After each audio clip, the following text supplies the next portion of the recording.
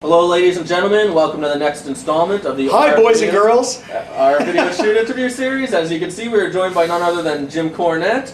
It is August the 8th, 2003, and let's get underway right now. Let's get ready to rumble. It's midnight. I don't want to be too loud because we're in the Holiday Inn and they're going to kick me out, and I'm on my rewards card. So, all right, start. Do I have a tally light? You can look wherever you want. Why don't you tell us how you got involved with smoking? Of course, this is your second shoot interview, so you covered a lot of other stuff in the other Yeah, one. so remind me what stories I told. Probably all of them.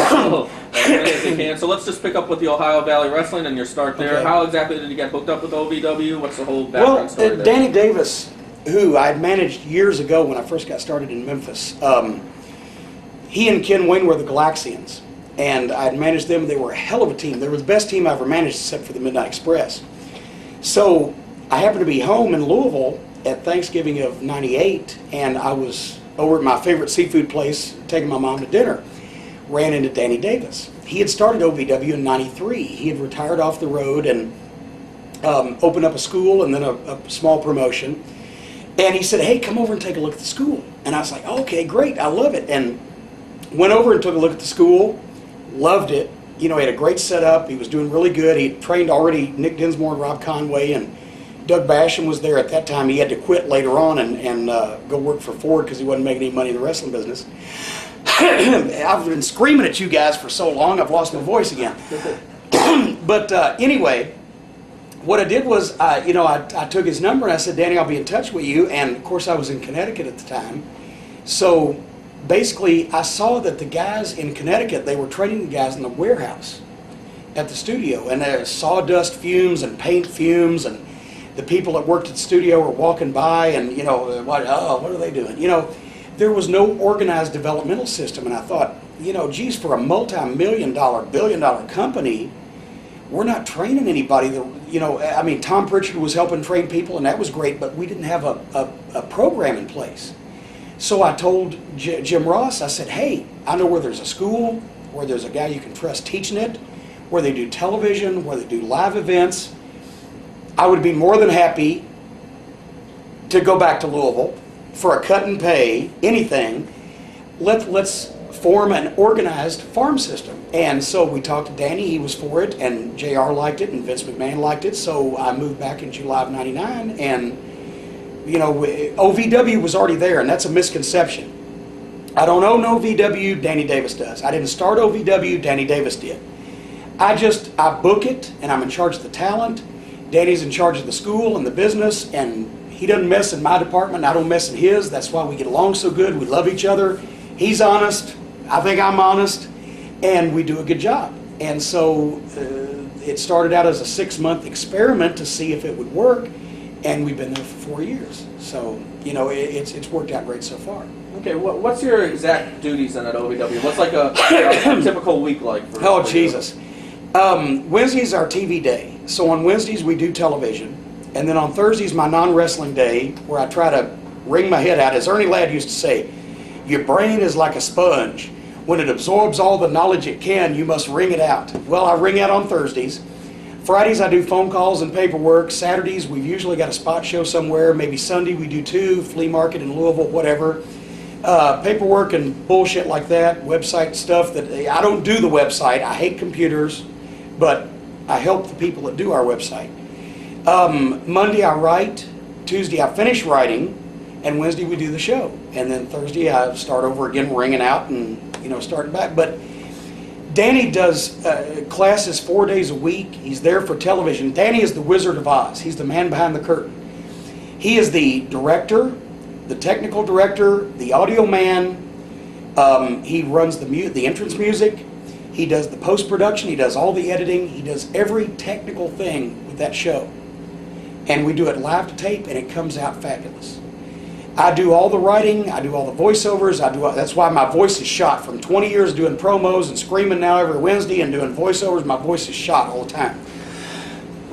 But I do the writing. I do the voiceovers. I produce it. I lay it out.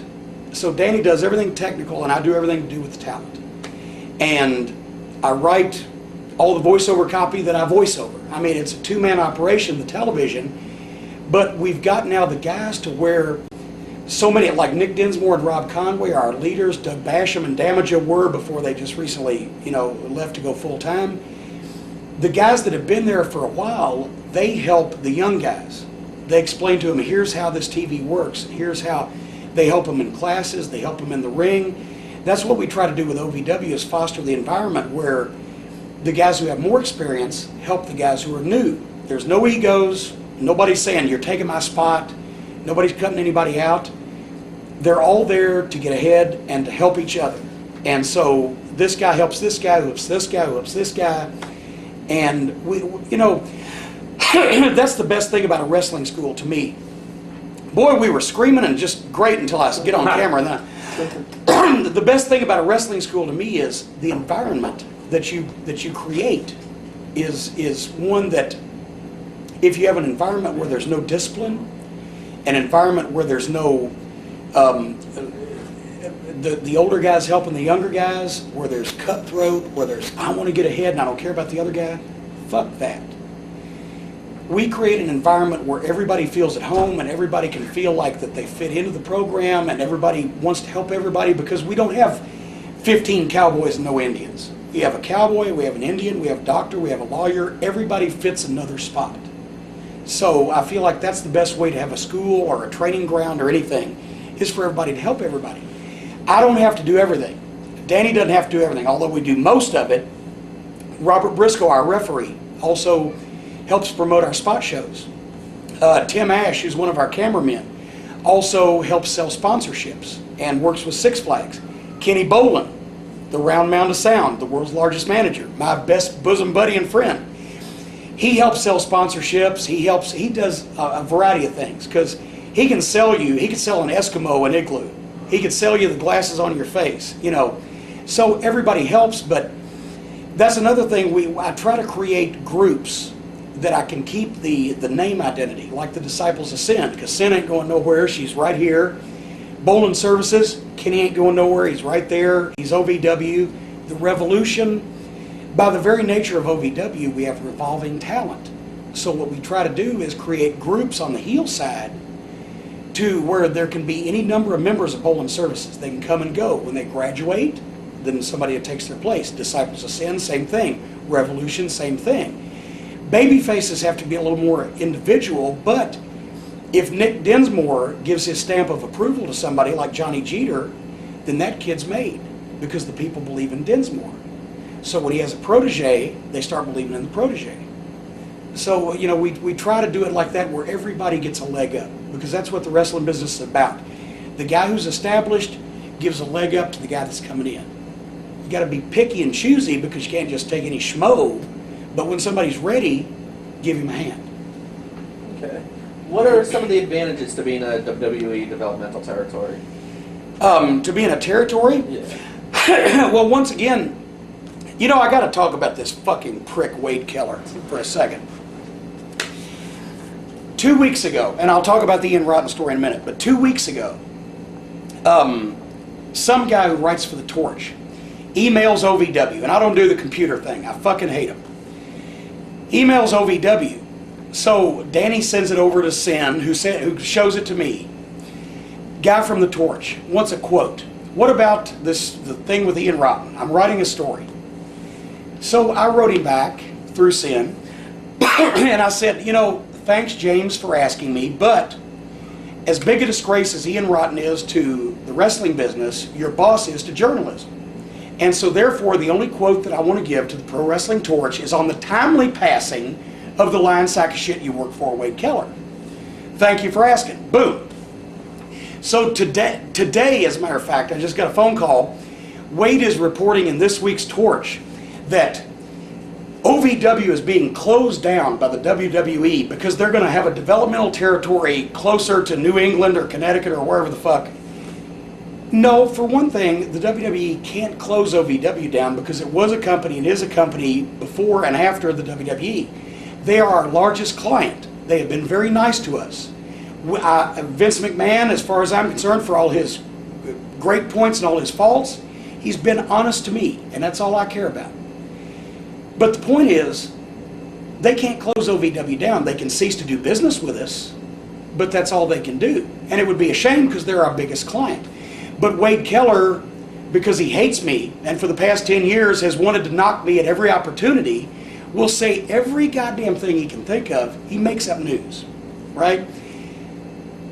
Rob Feinstein, you were seen near a Kentucky Fried Chicken. That Kentucky Fried Chicken was robbed. And I saw you one time with a shirt on that said, "Eat more chicken." Therefore, Rob Feinstein robbed the Kentucky Fried Chicken. That's Wade Keller's brand of reporting. The advantages are that we get better talent because the WWE signs anybody they think will be a star. We get money, obviously, because we provide a service for the WWE. We train their talent. And we get talent that we can use, that we have trained to come back after they're stars. They come back and they work on our shows. We don't make the majority of the money that it takes to run OVW from the WWE. We make maybe, Danny handles the books, but let's say a fifth or a sixth of our operating income is from the WWE. So we wouldn't go out of business, but at the same time, they're loyal, we're loyal, they're going to be in business for a while, so we don't want to piss them off. So we have a great relationship. But that's the advantages are we have a good client, we get talent, and we get better stars to mold. So that, you know, it's a win-win situation. They get trained talent, they get good employees, they get no-nonsense people that ain't going to fuck around and be prima donnas, cause trouble, go into the dressing room going, "What the fuck is this? Well, I needed a limo." No, they ain't going to do that bullshit. Because they're going to be putting up the ring in Hodgenville, Kentucky, and they're going to be lucky, they're going to be glad they got to the WWE because they're going to realize it's not always that way. In the wrestling business, it's not always that way. You don't always get limos and plane tickets, as you guys know, as I know. Some people that get in the business, they think, well, if I can't make 300 grand a year and be a star and get a limo, well, why am I doing this? Well, if you don't love the fucking business, get the fuck out of it anyway because you're in my fucking way. So it's a win-win relationship. Okay. How about some restrictions from WWE? Is there anything where they tell you, oh, you can't do that, or they try to limit you in any ways? No, I can't. I'm going to think and try. Ah, the pizza. It came while we were talking. They've never said, see, once again, they do more than we do. I'm not going to have a tables, ladders, and chairs match. The reason why is because I'm not going to fucking call Vince McMahon up and say, "Hey Vince, we had a great tables, ladders, and chairs match last night in front of 300 people. 5 of your guys on contract that you've got to pay, that you've got to fucking pay their medical bills. 2 of them have blown knees, 1 of them's got a broken leg, and 3 other ones got stitches." I'm not going to say that. I'm an idiot. We have wrestling. We do wrestling matches. Wins and losses are important. Personal issues, emotion, basics. These guys are learning the business. Our fans are just as rabid as anybody else's because it's not what you present them, it's what you educate them to. If you present them people being stapled to the goddamn turnbuckle and going through fucking fluorescent light tubes and whatever, then that's what your fans expect.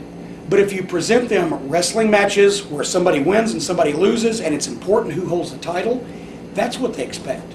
And that's what we give them. And our fans are very happy with it. And they were more rabid. Last week, our Damaja and Machine Loser Leave OVW match, tooth is bothering me again. By the way, folks, got a broken tooth. So if I sound like Bugs Bunny, it's cutting my tongue. They were more rabid for that than they were for anything I've seen in the way of hardcore, because at hardcore, they get immune to the constant goddamn barrage of violence. We're selling them who's going to win and who's going to lose. And it's important. So we don't do as much as the WWE does, so they don't put any restrictions on us, because we don't go that far out. There's no reason to restrict us. Nobody has ever called me and said, "Don't do this on your TV," because I don't do anything out of the way. What does being a developmental system require for WWE? Like, do they want like weekly reports on how everyone's doing? Or? Oh, you know, well, with any corporation, there's always paperwork. But it's weights, attendance figures, who came to class, who's jacking off, who's late.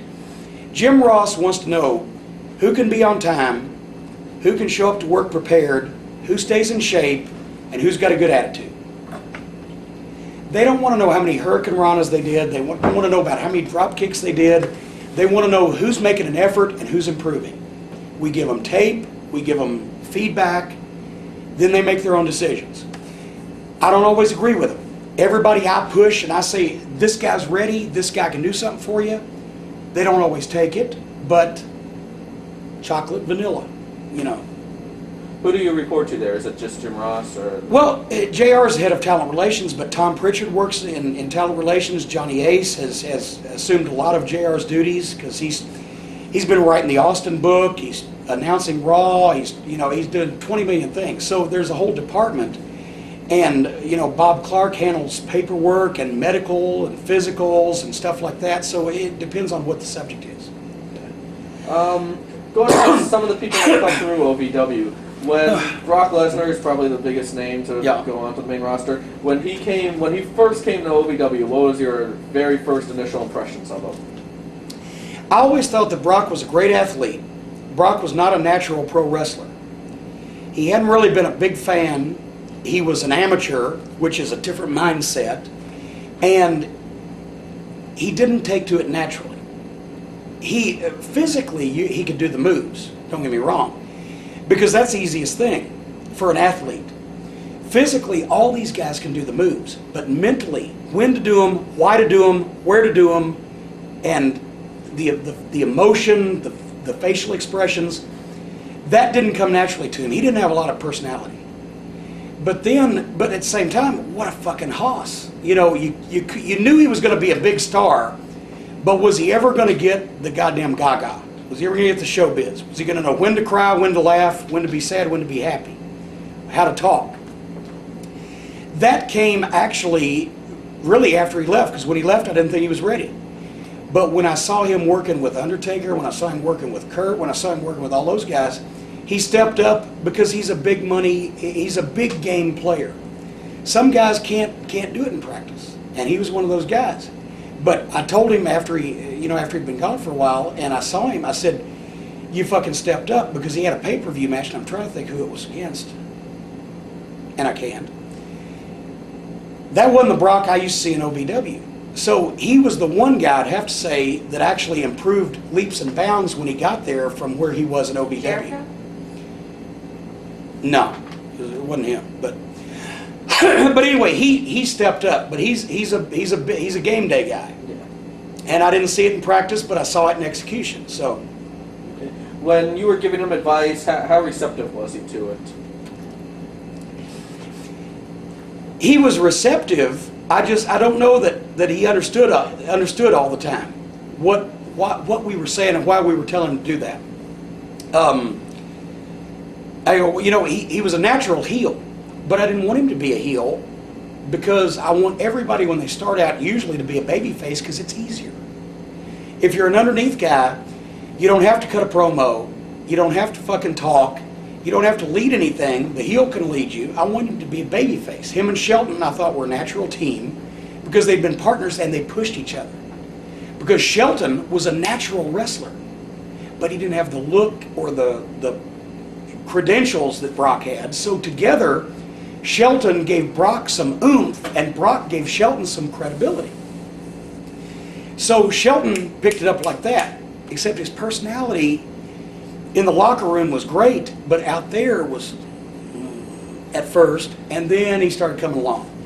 But Brock, to answer your question, he was receptive to the criticism, but I'm not sure he understood it. Yeah.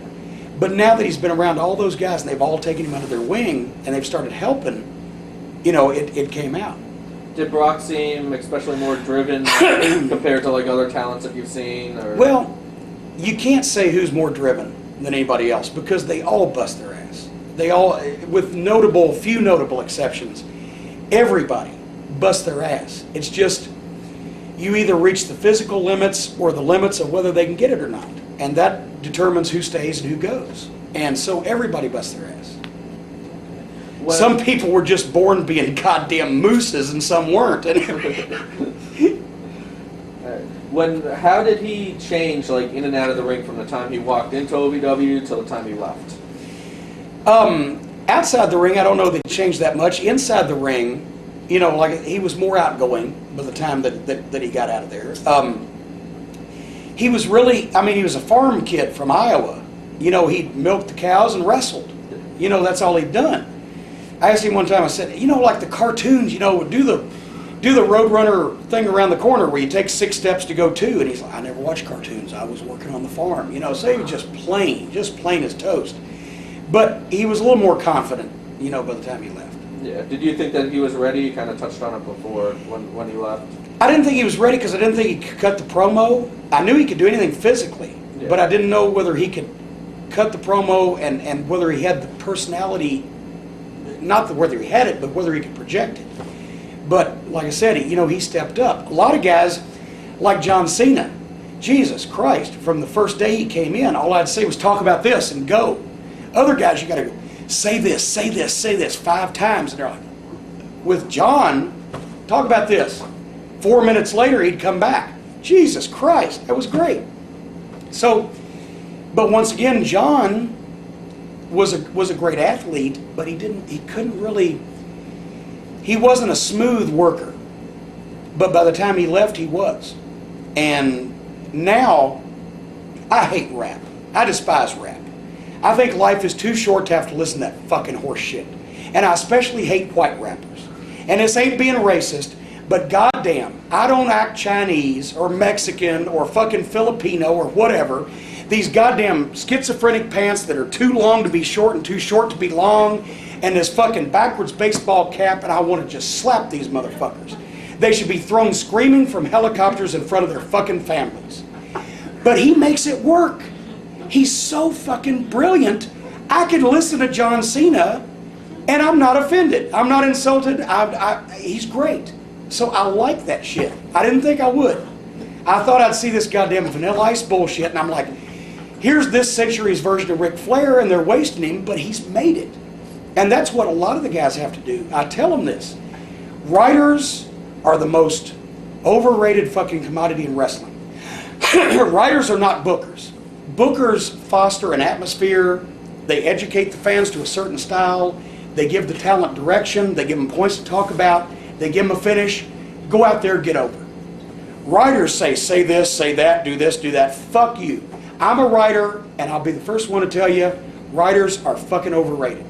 The talent is what sells tickets, and the talent gets over.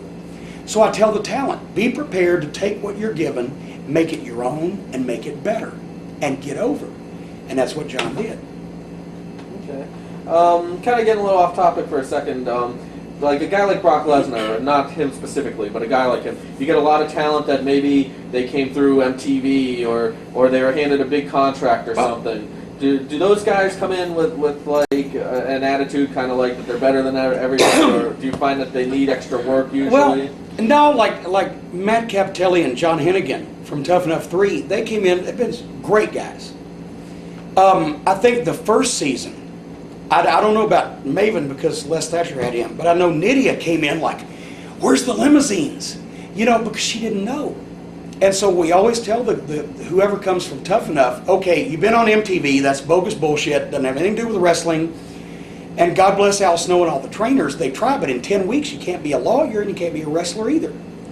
And I didn't watch the show. I don't watch it, can't watch it. Because like cops don't watch Starsky and Hutch, people who run wrestling schools don't watch Tough Enough. Because I got news for you, whichever camera's on, no wrestling students in OVW are taking trips to Iceland, okay? You ain't gonna stay in a fucking chalet, you ain't gonna have a hot tub, you ain't gonna have hanky-panky in the nightclubs, you're gonna be putting a fucking ring up at the National Guard Armory in Hodgenville. That's what wrestling is.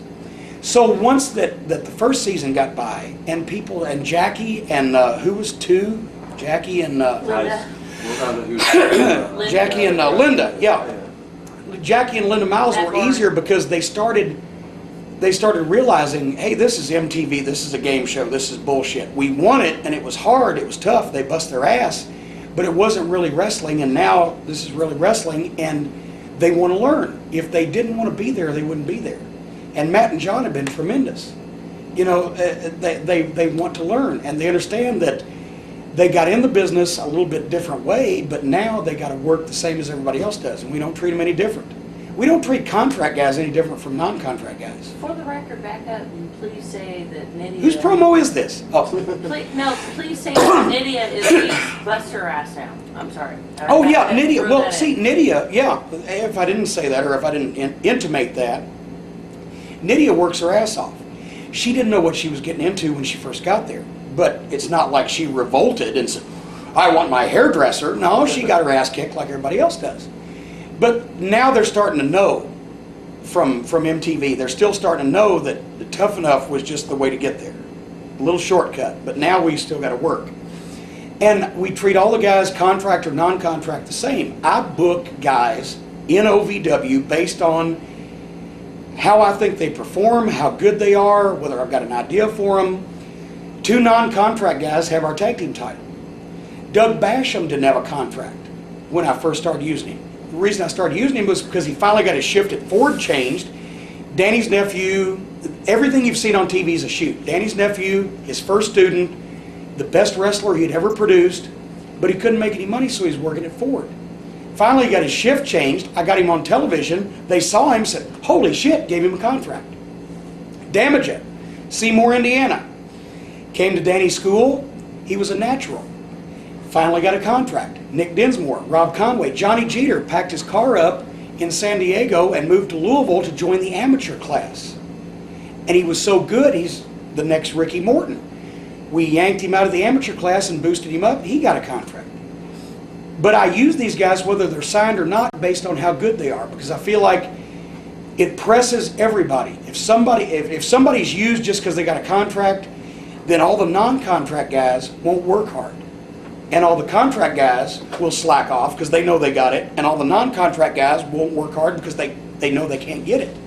So fuck you, everybody's equal, I'm going to push who I see something in. Okay. Speaking of Tough Enough, is there maybe just a little part of you that see these guys come in and you're thinking, oh, I've seen so many guys have to go through all these, not indies, but back maybe territories for years and years and years before they made money, and here are these guys getting this in on a silver platter. Is there a little part of you that's resentment? No, because, Gabe, hold on here. Let me give you $1,000.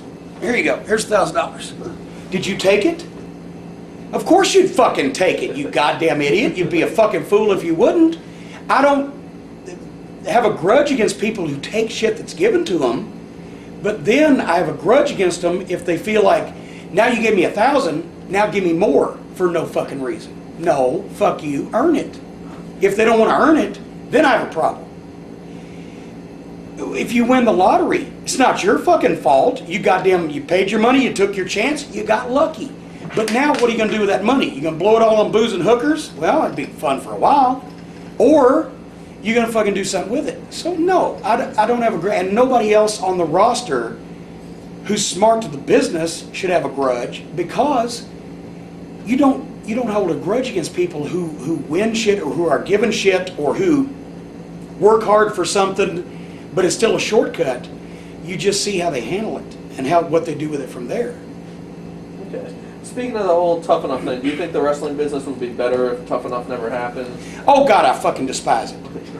We've had people want to do fucking television shows on OVW. We will not let the fucking 60 Minutes crew into our fucking training sessions. Really? Because when's the last time you saw Magician School on fucking TV? Huh? If they know, that fucking Rick Bassman, that goddamn bald-headed little worm, that fucking prick, you know what he called the office? And he said, Jim Cornette keeps knocking me. Well, you're right, Rick Bassman. You're a fucking leech. You're a prick. You're a fucking boil on the ass of wrestling.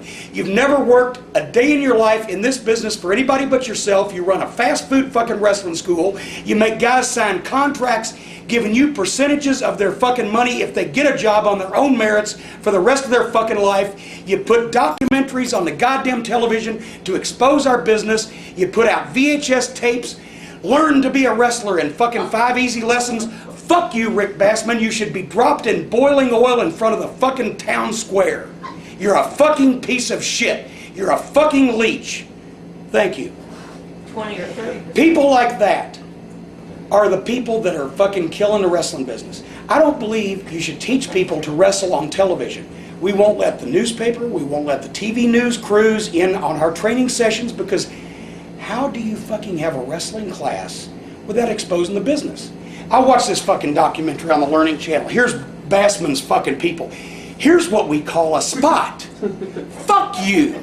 You don't call it a spot. People that you used to sniff their jocks call it a spot, and you learned it and you shouldn't have.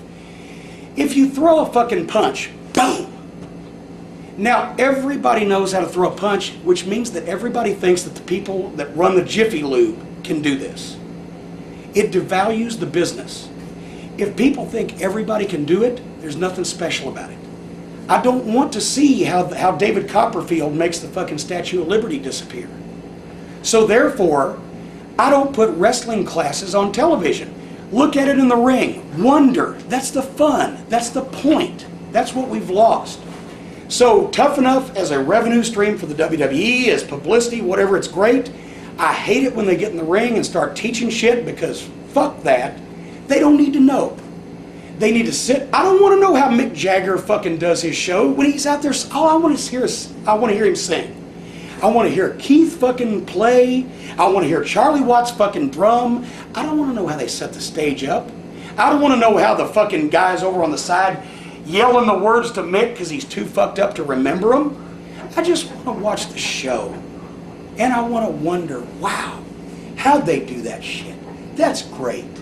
If you know, then you got a bunch of people on the fucking internet who don't get laid because elsewise they wouldn't be in front of a fucking computer screen sitting there going, well, the work rate was horrible and nobody juiced and goddamn so-and-so took a shitty slam. Fuck you. Get a fucking life.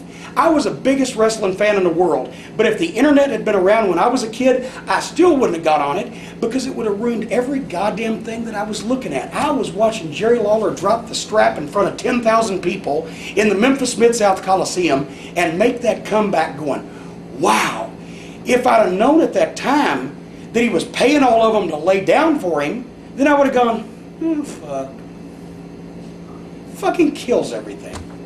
Everybody knows when the titles are going to change. Everybody knows everything. Be kids on Christmas morning again. Fucking watch the show, for God's sake. Anyway. Wrestling schools, fuck. You mentioned that wonder. Do you think it's too late to get that wonder back? Do you think that too much has been exposed? It is for this generation, but people forget. You're never going to put the genie back in the bottle. You're never going to fucking, reverse that. But at the very least, you can still find people who have other lives and who just want to watch it for the show and who don't live it. And I mean, I know the people who live wrestling in large part pay our salary, but the people who live it to fucking knock it and live it to fucking critique it and live it to fucking break it down to every goddamn minute detail and fucking find something to complain about, fuck, get a fucking life. Maybe the guy was sick. Maybe his wife was sick. Maybe he had a bad fucking knee. Maybe he got fucked on the payoff. Give somebody a fucking break. You ain't the one out there getting hit over the head with a chair. It's so fucking cynical. Speaking of a couple of things you've just brought up, since the fans think that they know so much now from all this inside stuff and everything, do you think that they really truly have any understanding about what actually is going on? No, the guys in the ring don't have any understanding about what's going on anymore. Dutch Mantell said it best. I like the business a lot better when the marks were out front. I'll sign more autographs in the locker room tomorrow night than I would if I walked out through the fucking arena for 30 minutes. It's been lost. That's what we're trying to impart to the guys in OVW. I hate to keep being self-serving, but we're trying not to teach them how to do fucking flying fucking Hurricane Ranas. We're teaching them how to tell stories. We're teaching them how to prolong their careers. We're teaching them how to act in the locker room. We're teaching them how to respect the business, their profession, others in their profession. We're teaching them how to get over. I always tell the guys, you went out and did 5 minutes of spots. You went bang, bang, bang. On Raw, I see 5 minutes of spots. On every wrestling show in the world, I see 5 minutes of spots. Bang, bang, bang, bang, bang, bang. If I sit here and do this for 20 minutes, you're used to it. I want to be the one motherfucker on that show that goes, hold on, I got your fucking attention. Now they're going to give me a minute or two to do something with it. And if I've got their attention, then I will keep their attention. And if I keep their attention, they will remember me. If they remember me, they will come back to see me. Whether they like me or they hate me, I made an impression. I don't want to just teach guys to be filler. I want to teach guys to get over. And it's, if they get the concept, it's easy now because everybody's doing this. But the Steve Austins and the Rocks and the Mick Foleys and the Undertakers and whatever are doing this. Why teaching? Somebody who shall remain nameless, but from the office, not an ex-wrestler or anybody with a wrestling background, came in the OVW locker room one time and said, "Who here wants to be Kai and Tai?" Every fucking hand shot up. You know why? Because they have fucking jobs. They're making goddamn money. He was like, "Why, you dumb shit?" Because they have jobs. You're asking the wrong question. Not who wants to be Kai and Tai because they have jobs. Who wants to be middle card? Shoot for there, settle for there. But if you're shooting for here, you might as well go sell shoes. Why shoot for the fucking middle of anything? I want to be the best at whatever I'm doing. I did it with managing. Managing went away, unless I have fake tits. So now I want to do it with announcing. If JR is kind enough to retire before me, I'll have it by elimination because nobody else is any fucking good. But booking, you can't be the best booker because booker is subjective. It's like, what's the best food? What's the best restaurant? Well, everybody's got different taste. You like Italian food, you like German. People in Germany eat shit, for God's sake. So taste is subjective, right? But that's dependent on the talent you have and the fucking TV you have or the territory you have or the fucking conditions. But when you're a performer, manager, announcer, wrestler, you're out there. You're hanging on just what you can do. And you're letting people judge you about what you fucking do. So that is a little less subjective. The OVW, they have these tryout camps. I think they're like 3-day camps or something. What exactly goes on? Actually, we had one, and it was a week. Okay. What we did was, everybody wants to be a wrestler. Everybody who's a wrestler wants to go to the WWF. So we said, okay, we're always looking for talent. They're always looking for talent. We're going to have a camp. We're going to open it up to everybody who sends in an application. We'll take 50 people. And those 50 people will come in for a week. We had Tom Pritchard down, Danny Davis, myself, Rip Rogers, a couple of the WWF guys. I can't remember who was in at the time, but everybody had a hand in looking at everybody. Huh? Crash was there one day. But anyway, basically, it was like a summer camp.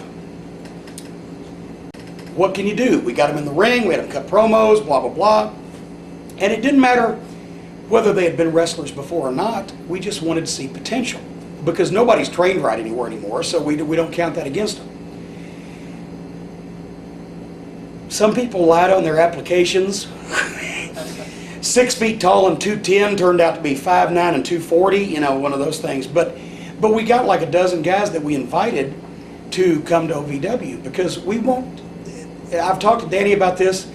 If we take every fucking guy in the world, we could make $1 million and retire, but we would be ashamed of ourselves. Because some people we have to evaluate and say, look, you shouldn't do this anymore.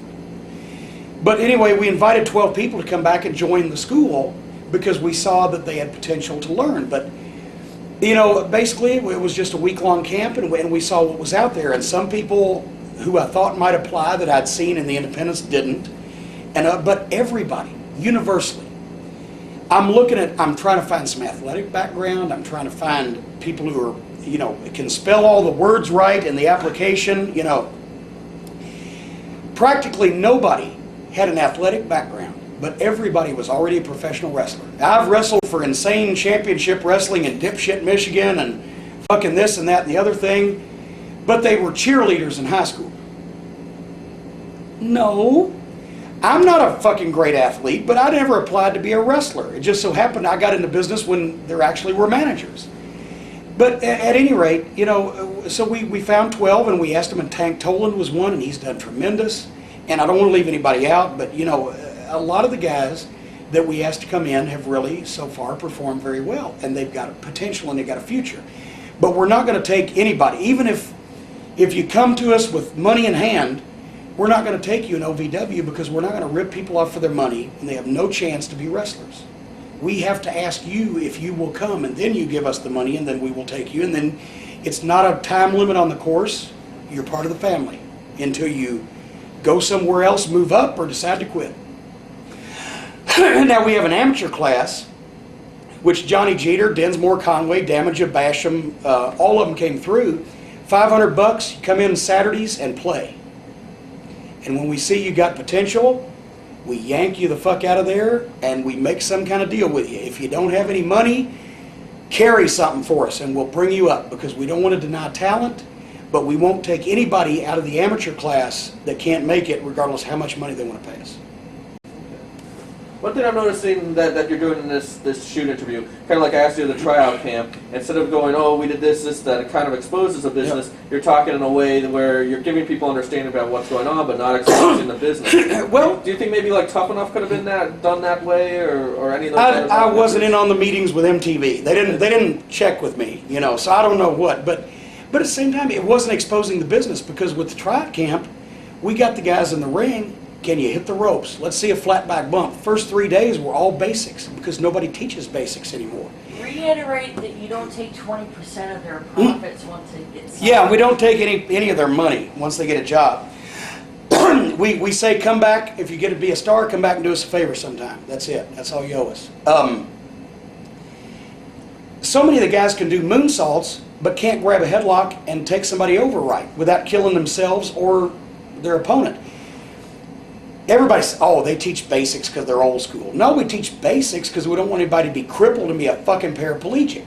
These goddamn guys teaching fucking moonsaults because somebody gives them $50 fucking, fuck you. Nobody knows how to goddamn take somebody over anymore without breaking their neck. We teach guys how to work, how to not to be a danger to themselves or others, and how to have a long career and tell a story and get over. Moves don't get over. Moves don't sell anybody any tickets. Emotion, stories, personalities, people they can believe in. Steve Austin and The Rock drew $50 million in one night, neither one of them came off the top rope. I don't want boring wrestling. I want logical wrestling. I want sensible wrestling. I want wrestling that's safe for the participants and exciting for the fans. And it can be done. It is all the time. Well, not anymore. Do you think the fans can be conditioned back to seeing that? Because you have a lot of people that they see like the Hardy Boys and they want them to keep doing all They don't have to be stuff. conditioned back, because they're already there. If they believe in the people, if they believe in Steve Austin, they believe in The Rock, they want to see what's going to happen. They're not expecting any tables or any chairs or any ladders or any barbed wire or any whatever the fuck. They want to see what's going to happen, who's going to win, can this guy kick this guy's ass. Can't be any more basic than that. If you've got a personality they believe in and another personality that they believe in, but the one is an antagonist and one is a protagonist, they will buy tickets. They can be entertained, but you don't have to put anybody in a wheelchair to do it. Mick Foley, everybody, all the smart fans talk about the bumps, but you know what the people who are just on the street talk about? That guy's crazy, wow, and what he said, and look, you see the look on his face? Sure, he came off the top of a cage, but he also cut the greatest promos in the business while he was doing it. And as many people bought into that, I used to say cactus. Some people, after he got over so good, they were fucking nervous for him. Did you notice when he'd take that big bump and it went from whoosh to, oh, that was a sign he was getting over. Because now they didn't want to see him do that. They were like, oh God, I hope he's not hurt. They cared about him. It wasn't just mindless entertainment, some interchangeable guy breaking his body down. It was like, I hope he's all right. You heard the change in the reaction. And he thought he was shortchanging people by doing Dude Love. He said, no, you're making them happy and you're prolonging your career. And he found that out later on. But the thing is, after a while, when he really got over, the most unique guy in the history of the business, they didn't want to see him hurt himself. They wanted to see him make them happy. And there's a big difference. And it made him a lot more money. Jesus, a lot more money. And it did prolong his career a couple of years. Let me talk about this fucking Ian Rotten. Let's get it out of the way now. Talk about another guy that needs to be dropped out of a fucking helicopter screaming. This fucking fat motherfucker. Here's the deal. He's poisoned my hometown. He's poisoned wrestling in Louisville, or he did until we brought it back. But several weeks ago, there's this free weekly entertainment paper in Louisville called LEO, Louisville Eccentric Observer. And in this paper, they did an article on his goddamn quote-unquote wrestling promotion. Barbed wire, baseball bats. Look at, he's a human scar. He's got these poor fucking guys who will never make it in the business, who he fucking entices into doing this goddamn shit. We're hardcore. We're fucking, yeah, we're better than everybody else. They're cutting themselves with broken glass. They're snapping mouse traps on each other. They're staple gunning their tongues to the fucking turnbuckles. So this paper does this story. Fans bring the weapons. They're hitting each other with VCRs. They're really hitting each other. Guess what, folks? Doesn't take any talent to do that. I can hit a motherfucker as hard in the head with a baseball bat as almost anybody else. That don't mean I'm Ric Flair. They do a story. In front of 75 people in a warehouse, these fucking guys are mutilating themselves, and Ian Rotten and his fucking shyster business partner are making any money there is to be made off of it because they ain't paying the guys none. And I'll be honest with you, OVW doesn't pay the guys much either, but we don't ask them to fucking cripple themselves. And we're training them for a career where they will make money. So they do this story. So I wrote a letter basically saying, this is my hometown. I have experience in wrestling. I know wrestling. I've been here, I've been there, I've done this. My credentials.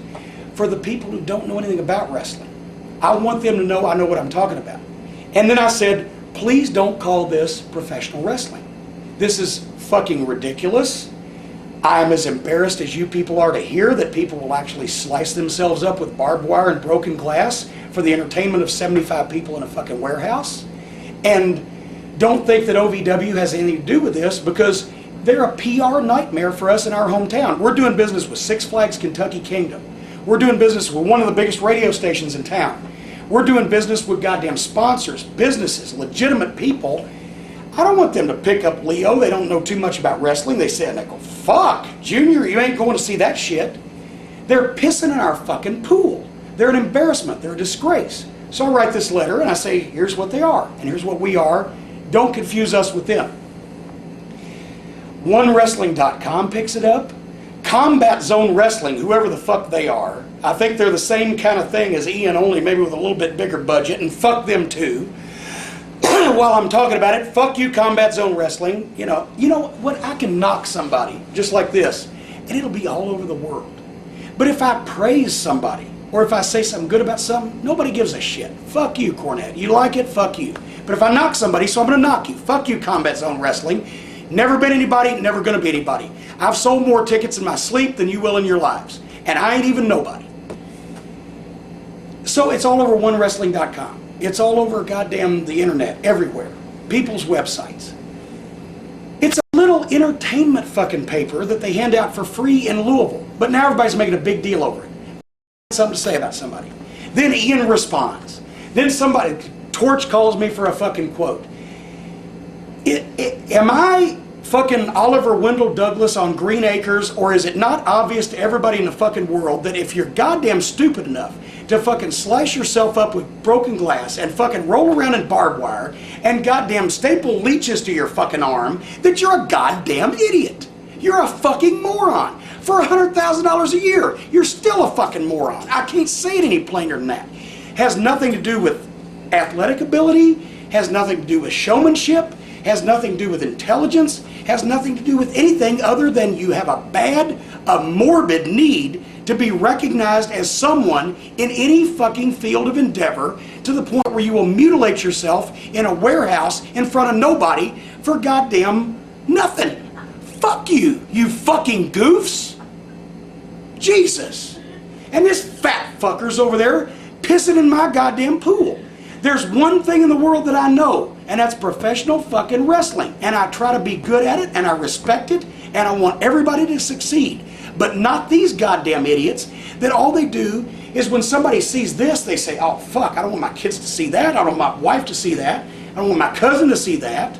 It's fucking embarrassing. It's fucking embarrassing. Am I the only one to fucking register that? Or am I the only one to say it? I'm going to piss and I'll tell you about Ed Ferrara. Pause. All right, before we, you know what? Before we listen to the toilet run.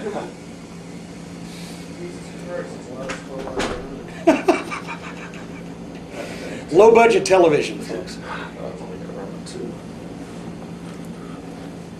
You should do another countdown. All right. 3, 2, 1, bingo. All right, before. Actually, let me tell you this. In television, there's no one. 3, 2. I did that though, and then Ross got angry at me. He needs a one. All right, 3, 2, 1.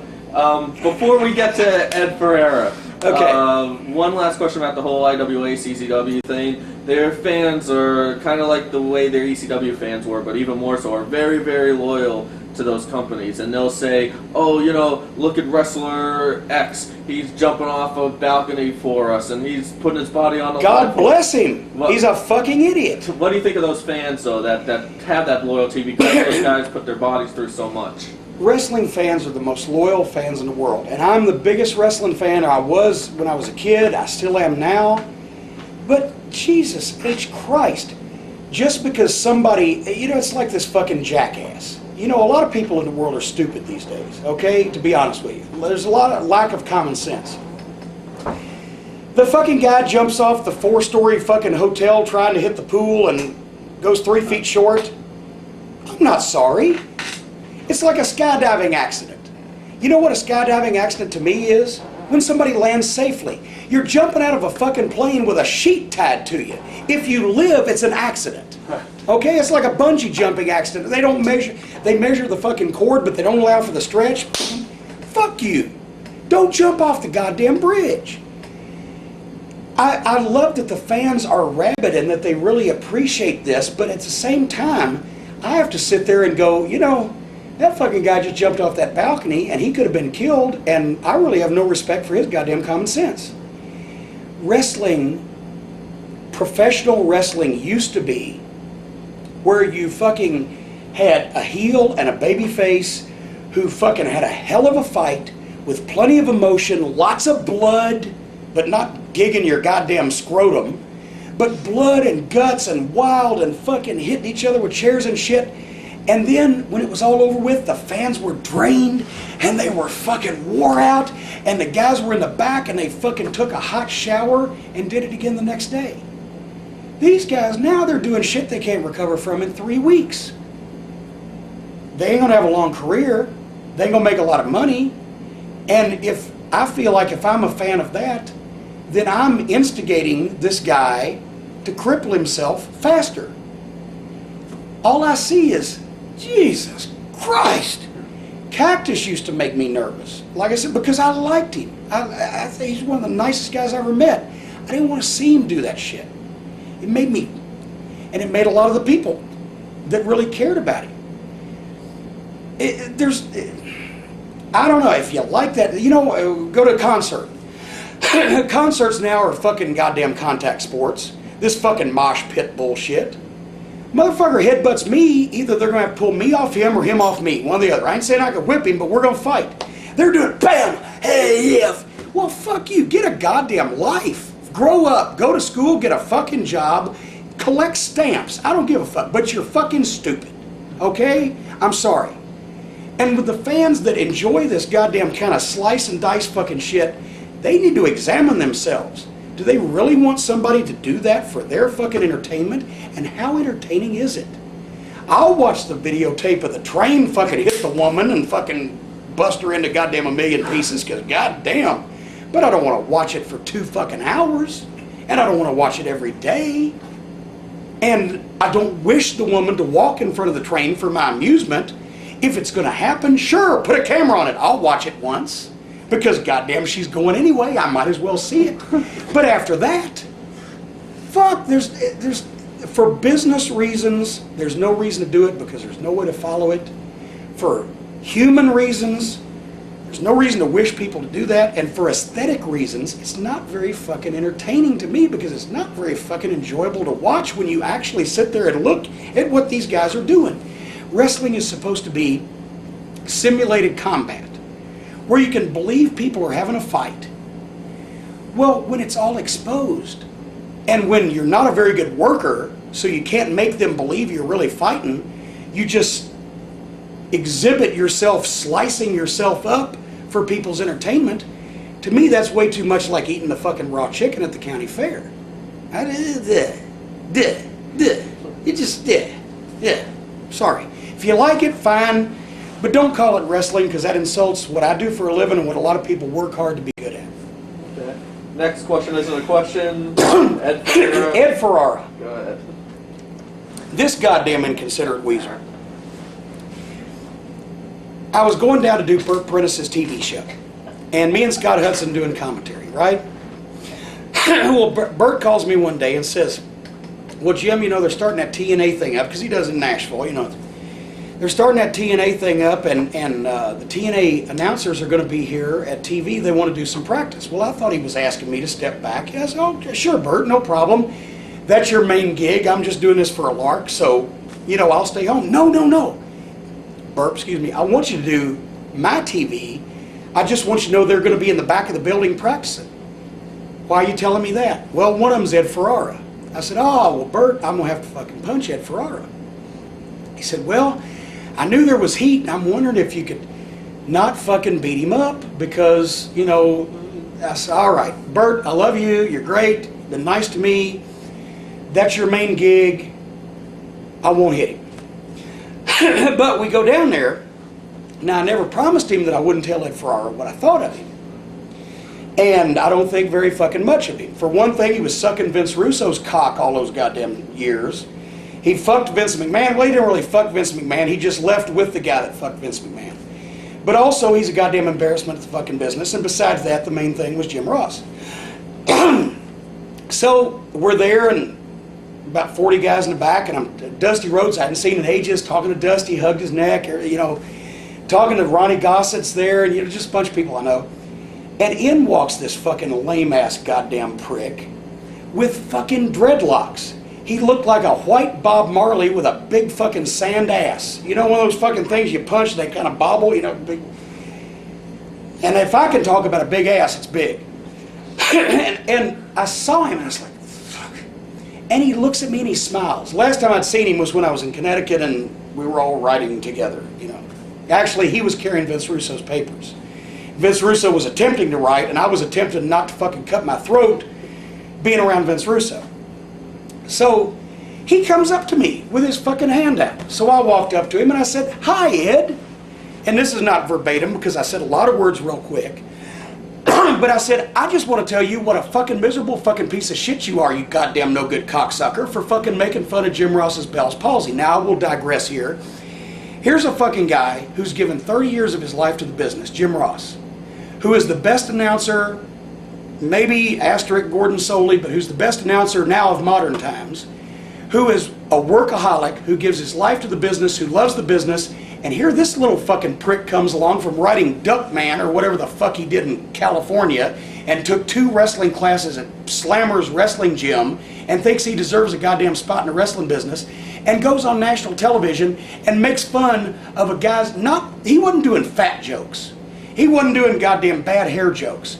He wasn't doing ugly jokes. He was making fun of a goddamn disability, a disease, a fucking paralysis of this guy's face that almost cost him his career, and he goes on television and makes fun of it. He's the most disreputable, miserable fucking piece of shit human being that's ever breathed air, in my opinion. And I felt someone should tell him so. So I said, you fucking miserable piece of shit, for making fun of Jim Ross's Bell's palsy, I want to tell you that you're a goddamn cocksucker. Fuck you, you fucking miserable asshole. And he's like, oh, really? I said, yeah, really. I said, Jim Ross has more talent in his little finger than you got in your whole stinking body. It's a goddamn shame you ever got in the fucking wrestling business to begin with. And fuck you in the ass.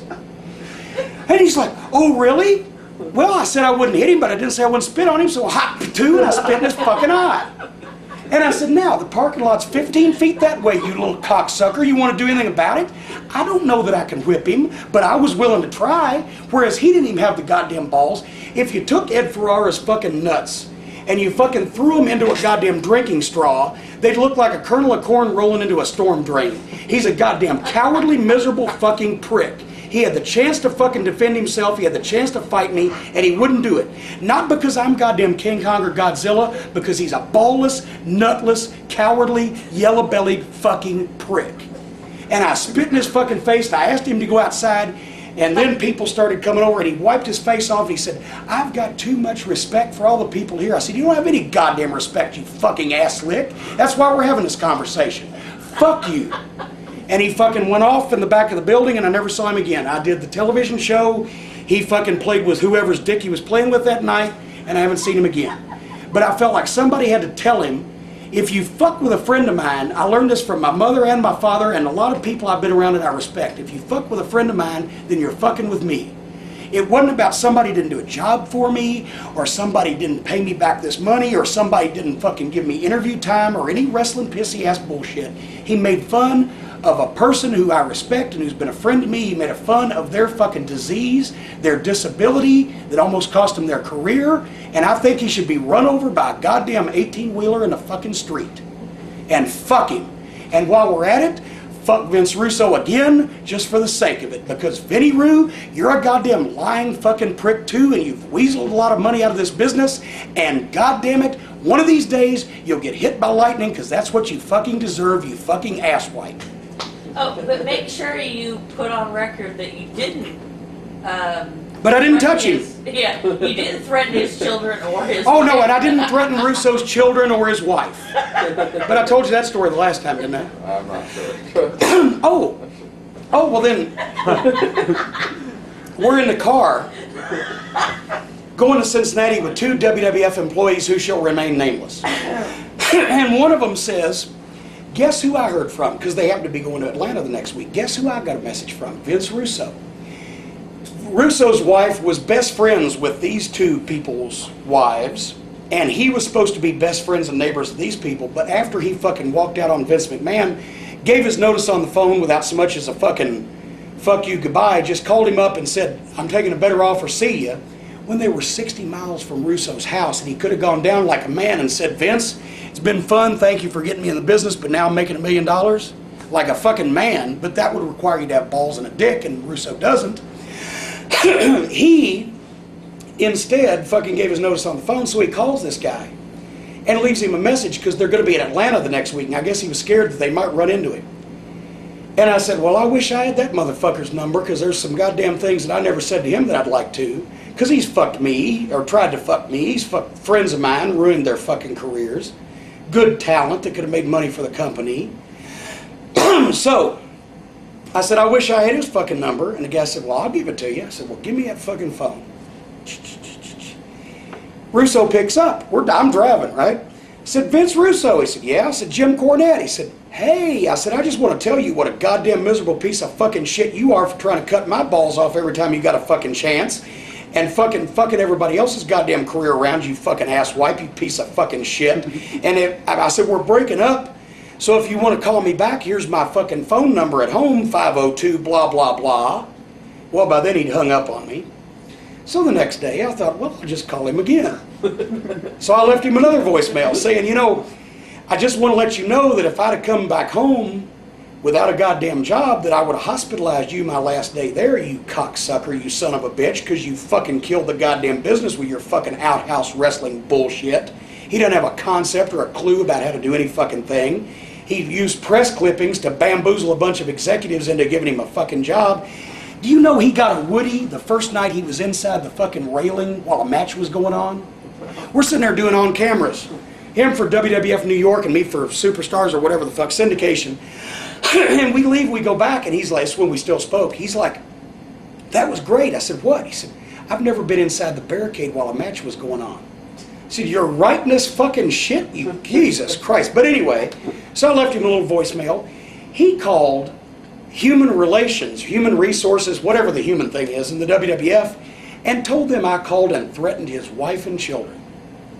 Well, his wife's a goddamn saint to be married to him, so all I got to say, and his kids, as far as I can't say anything about them except that they were fucking ill-behaved when I fucking met them because they shot me with a water gun while I was laying in Bruce Pritchard's hammock. But kids are kids. But I never said anything about them. I only said something about him. I don't want to fight his wife. I don't want to fight his kids. I want to tear his fucking head off for being a shit in the wrestling business. But he's a liar to go along with being a cocksucker. So that was that story. You mentioned some talent that you think that he ruined. Who are what's some examples of that? Anybody that worked for the WWF while he was there with a Southern accent. He wouldn't use Dan Severn. Oh God. All respect to the Blue Meanie, but Vince Russo wanted to push the fucking Blue Meanie, and here's a guy who's fat and who's painted blue and who will wear a dress. That's Russo's fucking deal. Here he's got Dan Severn, Triple Crown Ultimate Fighting Championship winner, 100 amateur fucking collegiate wrestling championships to his credit, the toughest man goddamn walking most anywhere, couldn't get a goddamn break. Of course he wasn't the greatest personality in the world. You accentuate strengths and you fucking stay away from weaknesses. That's the wrestling business. He wouldn't use anybody from the South. He tried to get JR fucking knocked off television. That shows you how smart he is, in favor of some goddamn fucking newscaster that could fucking had pretty hair and could do the goddamn show instead of Jim Ross, who the people respected. He tried to get JR turned heel. Well, that backfired real quick because Vince Russo underestimates the American people and their ability to determine who can do the job and who can't.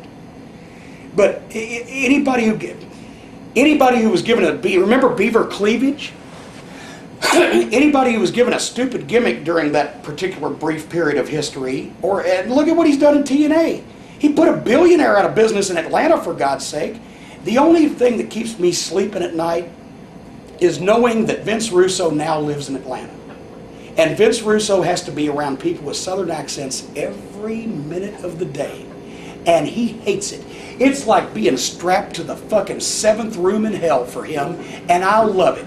Because he's fucking weaseled and goddamn splurged and squeezed and fucking leached money out of this business when he had no talent for it.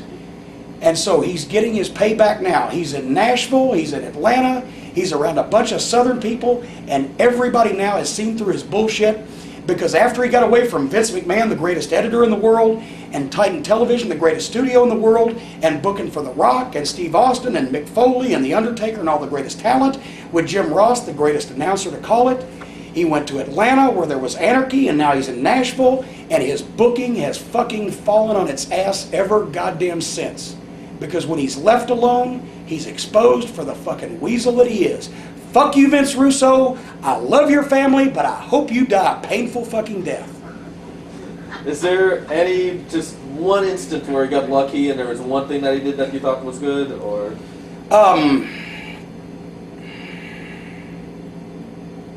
Go ahead, sorry. Well, I don't know. I'm still just thinking, why didn't his father use birth control? No, fuck him. Sooner or later, even a blind squirrel will find a nut, so I'm sure he's done something good, but he disrespects everybody in the business, everything about the business. He doesn't want to give anybody anything they want except his vision of what the business should be. He wants to expose it. So, this is another thing. All the people that want to expose the business are generally writers, because writers want a pat on the back. Every territory I've ever booked, I never wanted anybody to know I was booking it. Not because I was embarrassed of my work, but because if you know that there's writers for wrestling, that kills it. That fucking kills it. He wanted goddamn pat on the backs from the internet, from the goddamn people reading the sheets. He wanted all this. He wanted a credit. Says Vince Russo wrote this shit. Rob's getting phone calls now. When I booked Smoky Mountain, totally anonymous, because I was a heel. I was a performer. But now in OVW, I'm the matchmaker. Somebody has to make the matches. Somebody has to make John versus Bill and Greg versus Tom. Okay, that doesn't expose anything. But I hate the idea of publicly there being writers or bookers or whatever, because that spoils it. I don't want to look up at Stone Cold Steve Austin and say somebody told him what to say or somebody told him what to do. Kills the fantasy. You want somebody to tell you that John Wayne or Arnold Schwarzenegger or goddamn Bruce Willis or anybody that's doing what somebody told them? No. They're stars. It's the Duke. It's the Terminator. They're He-Men. They fucking kick ass. The best compliment that a booker or a writer in wrestling can get is when nobody knows they're there. Because then the talent's over and the building's selling out and fucking people are coming in and having a great time, and you sit back and you go, yeah, we're making money. I've accomplished something in front of my peers. I have some respect. They don't know I'm there. I don't care if anybody knows that I'm around anymore. I'm done with the TV star thing anyway. As long as they watch me in Louisville, I don't care if I'm on in Omaha. Never again. I don't give a shit.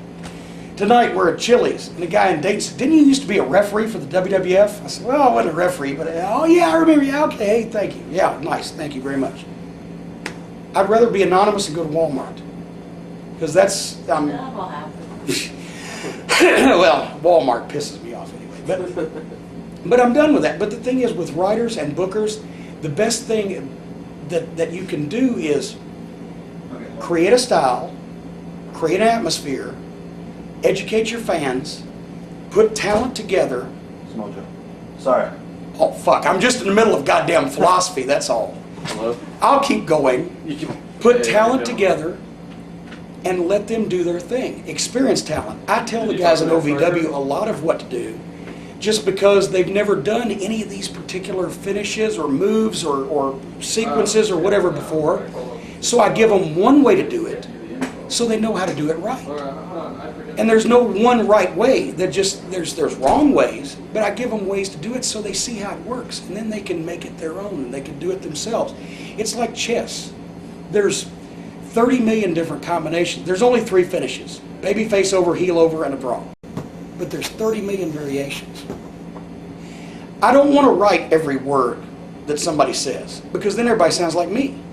I don't want to give them every move in the match, because then they're sitting there going, okay, I got to do this. I want to get my finish to build the people up, fucking leave them up like that, and I want them to go out there and tear the house down. With Damage and Machine, bash them. I said, guys, this is your going away present. The whole show's about you guys. We do your history, we do the video, we do the interviews. You got 20 minutes bell to bell. I'm going to love it when I call it. Damage is winning. Go. And they gave us the best match that we've ever had on OVW television. And the people were standing up from the opening lockup every step of the way. They were chanting Damage's name. They were popping on all the false finishes because they cared about these guys and they wanted to see who was going to win. Locker room. The locker room was crying. Multiply that by 100 and you've got a sold out Coliseum the way it used to be, with guys going out and getting over by being individuals. Instead of having people tell them every move to make and every fucking word to say, you don't get nothing that way. It's got to be emotion. It's got to be passion. They got to feel it. That's what draws money. So the worst thing that a writer can do or a booker can do is overwrite or overbook. If you've got talent. If you have green talent or bad talent, it's another story. But the one thing about it all is, the best writing in the world cannot save bad talent, but it's a whole lot easier for great talent to save bad writing than it is for great writing to save bad talent. So I downplay that aspect of what I do, and I just try to create the atmosphere where they can get over and where they can learn to do things their own way. Are you familiar with the writers Brian Gerwitz and Dave Lagana? Pretty good. I have met Dave Lagana. If he ever sees this, which is questionable, he'll probably get mad at me, but I don't remember ever meeting Brian Gerwitz. I was going to ask you your opinion on him, but Here's the thing, I don't know these guys. They don't really come from a wrestling background. They weren't in Connecticut when I was, so I know enough from being in that atmosphere that you can't really blame or credit one person for anything good or bad, because it's a committee. Everything goes through Vince. There's good and bad, but it's been my experience that in any endeavor, the more cooks you have dilutes your soup. If you have one vision coming from one person of the style of the way it should be, that's your best advantage. But the company's so big, you can't have one person doing everything. They'd be goddamn fucking bouncing off the walls in 3 months. So I can't, truthfully, and I'm not trying to slip out of this because Vince gives me a check and I love him to death. I don't know. I can't say. I will say one thing. I find it very hard for anybody who hasn't been a performer to be a booker, because it's not like writing for characters on a television show. These are people that they're not fish nor fowl. Steve Austin doesn't play Steve Austin, he is Steve Austin. Ric Flair doesn't play Ric Flair, he is Ric Flair. You can't write for these people. They are these people. And the fans look. I'll tell you one thing, that fucking Ferrara, real quick. The goddamn miscarriage thing. Did I tell you that last time? I don't remember. Real quickly, Terry Runnels has a goddamn miscarriage. And I went up to Ed Ferrara, I said, you fucking idiot. I said, what was that all about? Well, it would happen on Dallas or whatever. I said, yeah, shit. They don't look at it like a TV show. They don't look at it like characters. They believe in these guys. They know it's a work now, but still they believe that this guy really is this guy. Ric Flair is Ric Flair, blah, blah, blah. I said, a miscarriage is going to leave a bad taste in the people's mouth that it's ever happened to. The people who know wrestling is a work are going to say, well, that's in bad taste. And the people who don't know wrestling is a work are still going to say, oh, that's kind of uncomfortable. And it didn't sell any tickets or any pay-per-views or draw any ratings. It was just worthless. I said, I would personally punch you in the face, Ed. This was before we had... I think you did talk about this. Yeah. Yep. I'd punch you in the face, you know, if it had happened to my wife, just because it's needless. Right. They got to understand, if you haven't been a performer, it's not writing word for word and laying everything out. You got to go out and feel it. You got to play to the crowd and be yourself. And you got to let the guys do that. You got to show them how to do it. You got to show them how to feel the people, and then you got to let them. And for somebody who's never been in that position, it's very hard for them to understand how to do that. Pause.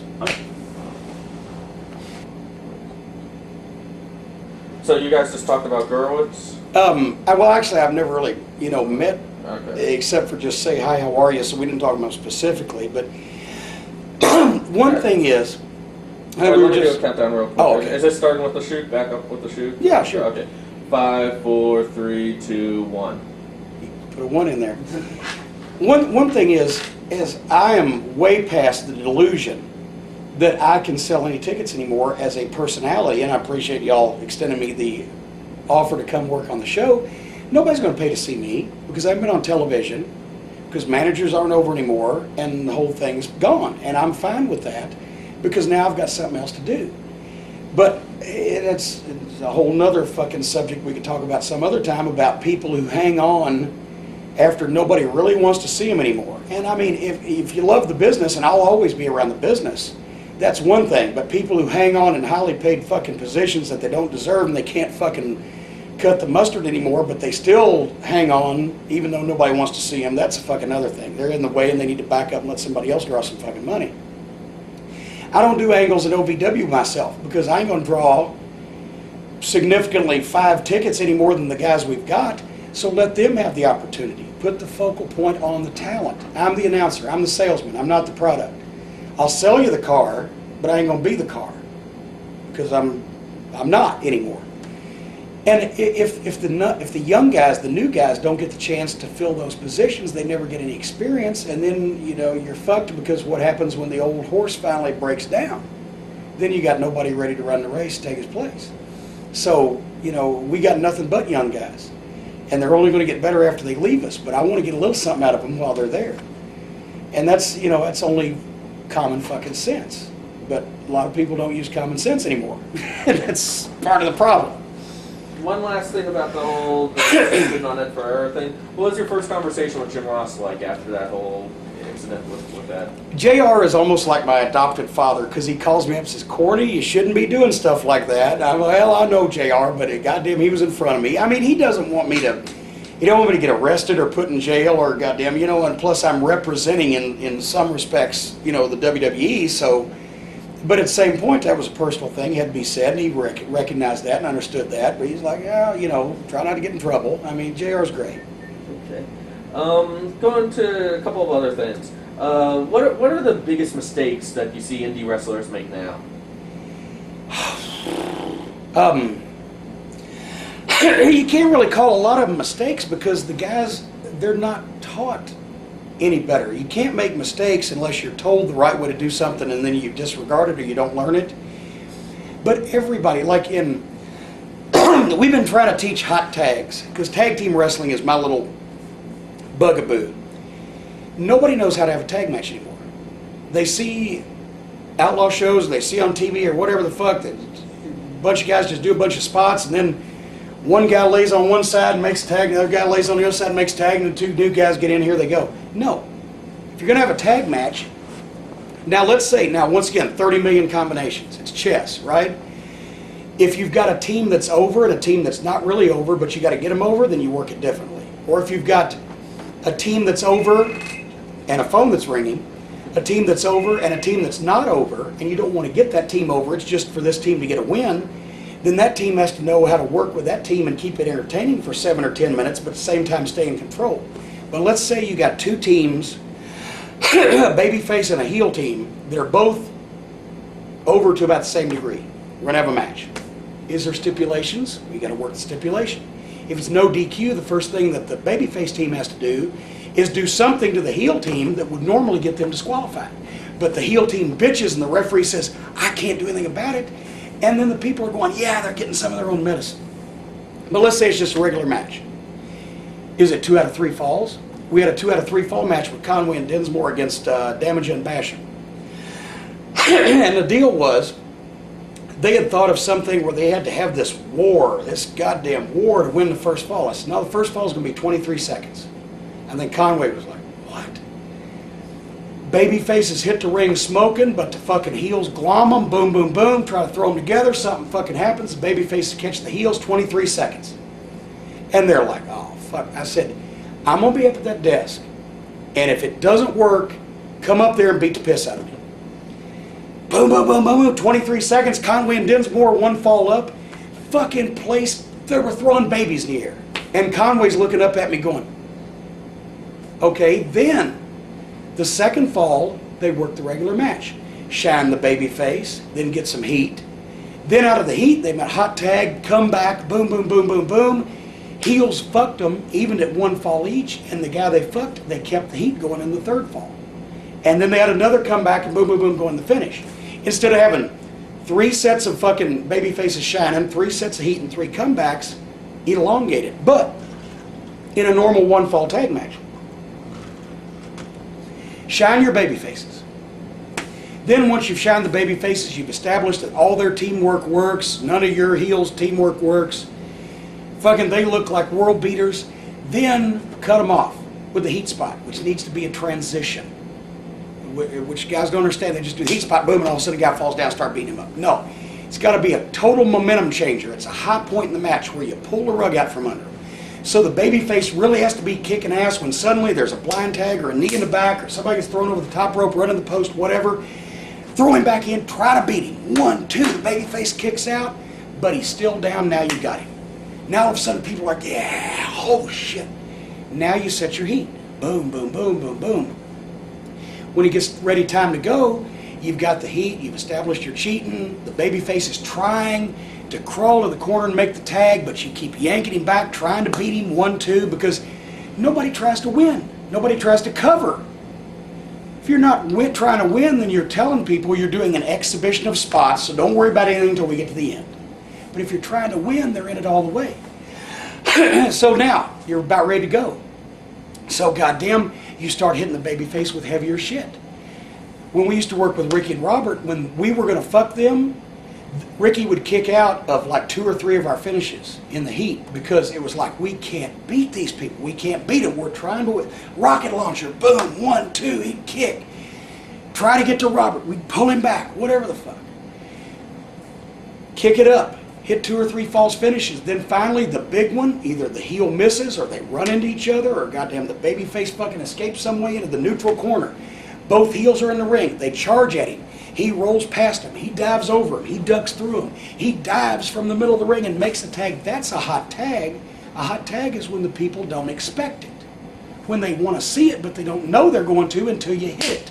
When these guys are laying like this, and there's the heels 20 feet away, and the baby faces right here reach up and tags, and they wonder why the people don't pop. Well, fuck. You'd have to be a goddamn paraplegic not to be able to make the tag from here, and they can see the heels ain't going to stop them. So anyway, hot tag, boom, then the baby face comes in and makes his comeback. And then you do whatever finish you're going to do. Nobody understands the formula anymore. You've got to tell a story. There can't be peak, peak, peak, peak, peak, peak, peak, peak, peak. In a tennis match, nobody claps until somebody misses the ball.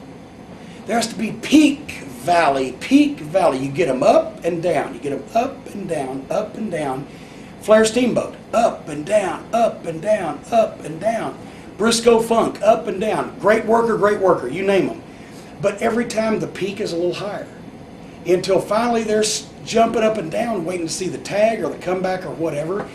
Then you give it to them. May take 15 minutes, may take 30 minutes, may take 45 minutes, whatever. The people's patience used to be there more when they thought they were seeing a contest. Now they just want to see an exhibition of spots, but still they'll get lost in the story if they care about this guy and this guy. So peak, valley, peak, valley, peak, valley, peak, peak, peak, and finally, yeah, boom! Finish should be, I don't care when I go to the ring, whether they make a peep. I'd rather them standing up and screaming when I leave than when I come out. If they're screaming when you come out and they're sitting there when you leave, you laid a fucking egg. If they're sitting there when you come out, but they're jumping up and down and throwing shit when you leave, you did your job. And if they're screaming when you come out and go back, that's even better. Okay, what advice would you give a wrestler wanting a WWE contract? Come to OVW. Up. Be in shape, look like an athlete, learn your craft and learn how to tell a story, have some facial expressions, some emotion. They don't care about the moves. They don't care about 20 million high spots. They want somebody that, for lack of a better term, they want somebody that can sell tickets because of their personality or something special about them that catches people's attention. You know, they don't want 25 bald guys or 25 tattooed guys or 25 guys wearing black or whatever. Sometimes they get too many of those. They want the facial expressions, the body language. You know, I always tell the guy, look at Jerry Lawler. When he was in his prime, you could be in the Coliseum, 10,000 people, and Lawler could have his back to you. And by his body language, you could tell what the expression on his face was. He portrayed everything he was in, whether he was getting killed or whether he was making a comeback or whatever. You could see it all over. That's what is needed. Is not 20 million fucking high spots, because you can train a chimpanzee to do a moonsault, but you can't train him to tell the people why he's going to do that moonsault when he gets that particular orangutan he don't like in the fucking ring. Emotion, passion, personality is what sells tickets to a mainstream audience. And that's what used to be in wrestling, because everybody was an individual and left to their own devices, and they either stood or fell on their own merits. And now everybody's just watching what they see on television. It's getting to be a narrower group. The gene pool is slowly shrinking. There's more control from writers and things, and so you don't have the Dick Murdochs and the Abdullah the Butchers and the Dusty Rhodeses and the personalities. But that can still get over. That's all it gets over when you think about it. You can manufacture building the perfect beast. You can make a monster. We made Leviathan. You can make Ultimate Warrior wasn't a monster, just as far as fucking goddamn having to watch his matches was horrifying. But you can make a monster, short shelf life, but an Arn Anderson or a Flair goes on forever. So rather than manufacturing and shoving down the throat people who are freaks of some kind, there's always room for freaks in wrestling, but I like to go for the long-term talents that are personalities that don't have to have a specific gimmick. They can just be themselves. Ric Flair's not a gimmick. Steve Austin's not a gimmick. Rock's really not a gimmick. Jesus Christ, he got it just like that. Kurt Angle, who I still don't think we've seen the best of yet. Chris Benoit, he ain't a fucking gimmick. He's a Wolverine. He'll fucking rip your ass up. And look at him. He looks it. But everything that happens to him, the facial expression, the body language, it's all there. So that's a complete all-around talent. Let's say a new talent's coming into OVW, or you're just seeing a new talent. Would you know he's got the body, he's not quite there as far as telling the story because he has to learn it. What exactly are you looking for in this guy to see that he has the potential to maybe become something one day? Smoothness, moving around the ring, getting acclimated, getting accustomed to it. Wait a minute. Hey! There's snoring going on during my fucking promo here. Kick her in the ass. It's bad. Oh, yeah. She might like it.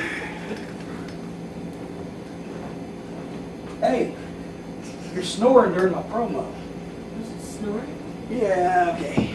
Tell your story, Sorry. Walker. Anyway. Take two. Okay.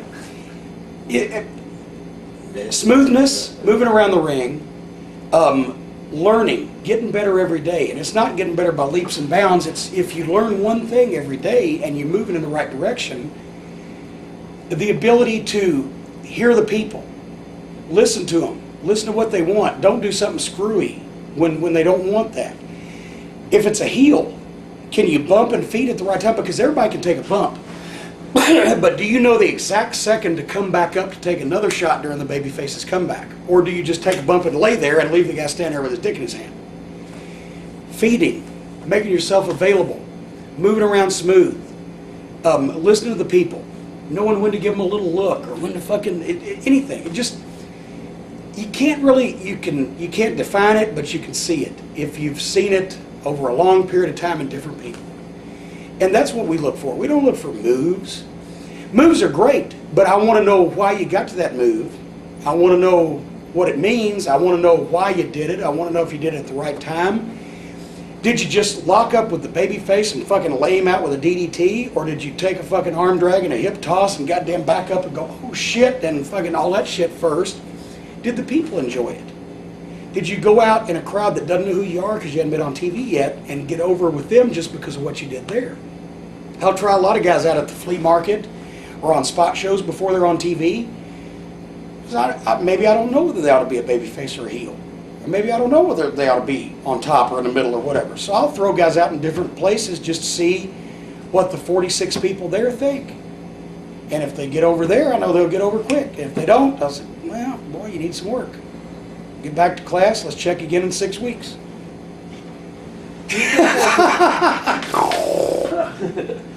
Do you think maybe one of the problems with the Hopefully not everybody who buys this will. Yes. Was it snoring that loud, wasn't it? Well, it's 3 o'clock in the morning or whatever, but yes, you were. Actually, there was a little gargle there, Crap, I'm some sorry. gravel, you I know. was tired, man. Sorry. Alright. Do you think maybe one of the problems in the wrestling business now is that there just aren't enough people like you to teach these new guys that kind of thing? And that's one of the things I'm seeing myself. Just, Rephrase it. okay. I don't want anybody to think there's not enough people like me. Yeah, thank you. There aren't a lot of people teaching because it seems to me that the people who have the experience who could teach have made so much money they've either retired or got pissed off and went away or are still in it and don't have time. And there's a lot of fucking people out there who never made it who are running wrestling schools to take people's money, which to me is bullshit because it ought to be licensed or something, because I can put gas in a car and I can check the oil on some cars and adjust the rear view mirror. That's all I know about cars. Don't want to know, don't care to know, don't know. But I can go out here across the street and open up a goddamn driving school or a car repair school and just hang a fucking sign out and take some people's money till they smarten up to me and run me out of town. And that's what these wrestling schools are doing. It's either people who never made it, there's a reason for that, or people who were on top at one time but have fallen on hard times and are trying to make a quick buck. And there's some good ones. I don't want to knock any personal friends of mine when I say that. There's some good schools, but there's so many more bad ones. And beware if somebody either has never been a performer in the business but can teach you how to be a star, a WWF champion. Beware if somebody wants to take part of your money, wants you to sign something. The only thing I want anybody to sign, or Danny wants anybody to sign, is something that says they'll pay us what we agree on as the tuition. If they want you to sign something and take a piece of their money, beware. If they fucking claim that they've trained, there's 2 or 3 people that claim they've trained everybody in the goddamn world. No. Check it out. Talk to some people. You know, there's just so much of that bullshit. And you ain't going to get nowhere. You're going to get poor. You know, because, you know, we've had a lot of people come to us where people taught them how to write a check, but they didn't know jack all shit else. And I feel bad for them because that's you know, it's not right. Who do you think are some of the better people right now that should be in a position where they're teaching this kind of art that's becoming lost now?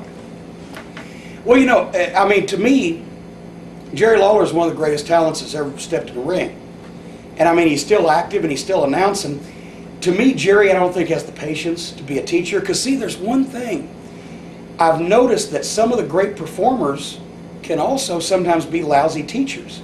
Because they either don't have the communication skill, or they don't have the patience with childlike minds, or they don't have the inclination or the drive or whatever. So it doesn't matter whether you're a great performer or not, it's whether you're a great teacher. Danny Davis was big in the South, headlined in Alabama, was on top in Tennessee, etc., but didn't go to any of the Carolinas, New York, the big territories. But he was as good in the ring as anybody I've ever managed, including Bob Eaton. He was just fucking great in the ring, but his size held him back. But he's a wonderful teacher. And Rip Rogers, who never really main evented any of the big territories either, who worked most everywhere, but he's a good teacher because he's patient with childlike minds.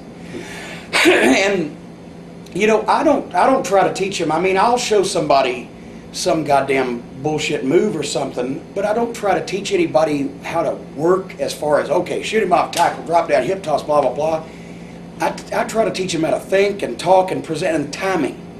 Don't just fall down and feed back up. Here's what we're going for here. More of a choreographer. But sometimes, you know, I don't know because I haven't seen, to answer your question, specific people teaching, but I know there's a lot of great performers out there that still could have something to offer, but sometimes they're not the best teachers because it doesn't transfer. Dick Murdoch, I guarantee you he'd be a lousy teacher.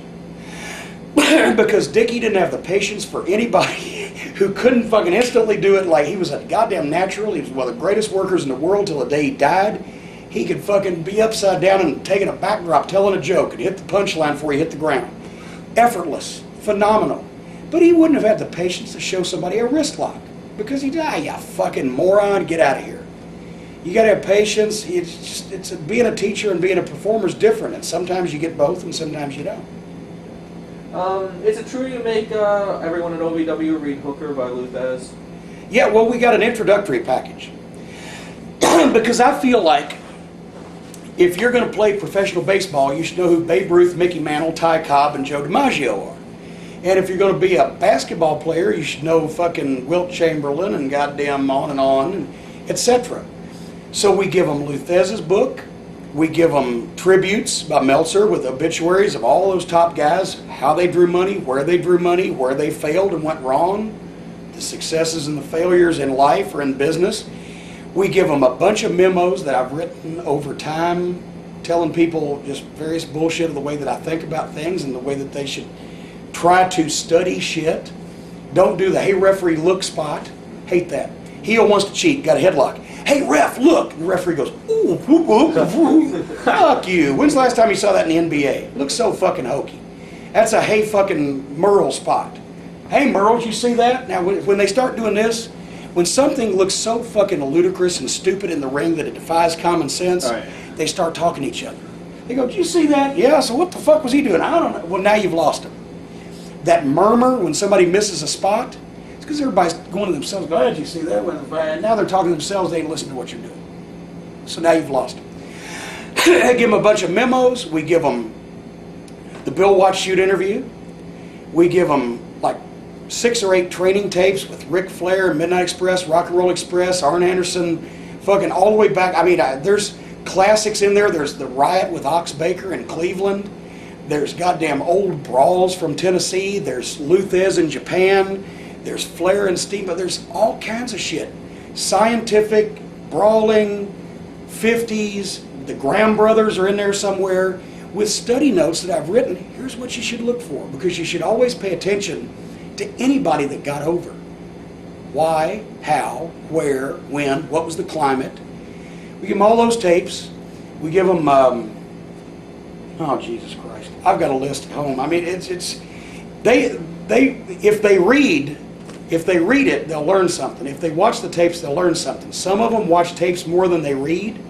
Some of them don't do anything. But the ones that do, we're giving them tools.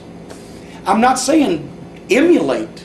I'm not saying, I gave them a tape of that Dory Funk Jr., Jack Briscoe 60-minute Broadway from St. Petersburg in '73. I'm not saying go out and go 60 minutes, lay in a headlock for 5 minutes. But I'm saying here were two guys who were on top of their profession, learn why, get little things, little fucking movements. They made it look so fucking easy. And then take that and just make the headlock 30 seconds instead of 5 minutes. You can learn something from everybody. There's all kinds of, there's interviews. The Ole Anderson interview, the week after he turned heel on Dusty and the Omni. There's all kinds of that shit on there. It's examples of different shit that worked in this business over a long period of time in different climates, but you can learn something from everything. So they got to watch it. Hopefully they read it. I can't stand over them and goddamn read that shit. You know, some of them may not know all the words. I don't fucking know. But it'll help them if they do. What are some angles that tell them they must watch and why? Why those particular angles? You know, I mean, a lot of it's on there. I don't really say you ever have to particularly watch something. I say this is why this was good. The people believed in Dusty. Ole turned on him after blah, blah, blah. I explain, here's what happened. Here's the background. Here's what they had done.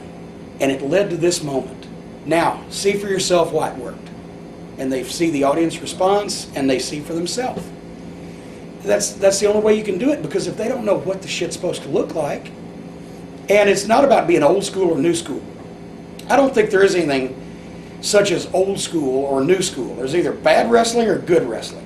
And if it's good, it was good in 1955, and if it's bad, it stunk from yesterday. It don't make a goddamn difference. Okay. Going out now, you recently had some of the WWE writers at OVW, right? Yes. What's your opinion of the writers? How did they react to I it? kind of had my feelings hurt. They didn't talk much to me. I don't know if they're afraid of me or what, but no. They came to watch the guys. They worked out. They had some matches. They did some promos, and they were just there really to get ideas. You know, we explained a few things to the guys in the course of them being there. We didn't really have a real class as such, and they explained to me they were just there to get ideas. Nobody really asked me much, so I didn't want to step on their toes. I didn't volunteer, anything other than I like this guy or this guy's got a ways to go or whatever. But nobody went into any in-depth conversations with me. Okay. Going over some things that happened in wrestling over the past couple of years since the last time we talked to you, what was your reaction when you found out that WCW was being bought by Vince? Well, I mean, I wasn't surprised, because what the fuck else were they going to do with it? Have a yard sale? I mean, who else is going to fucking buy it? They had devalued it so much. And, I think that it was actually, a lot of people say, oh, well, the WWF bungled the invasion angle. Well, those numbnuts down there bungled it because they were paying their biggest stars, whether the company, I mean, I've heard of paying people to stay home. They were paying them whether the company existed or not. When the company went out of business, they were still making more money to stay home and do nothing than Vince could feasibly, economically, sensibly pay them to work. Well, let me see.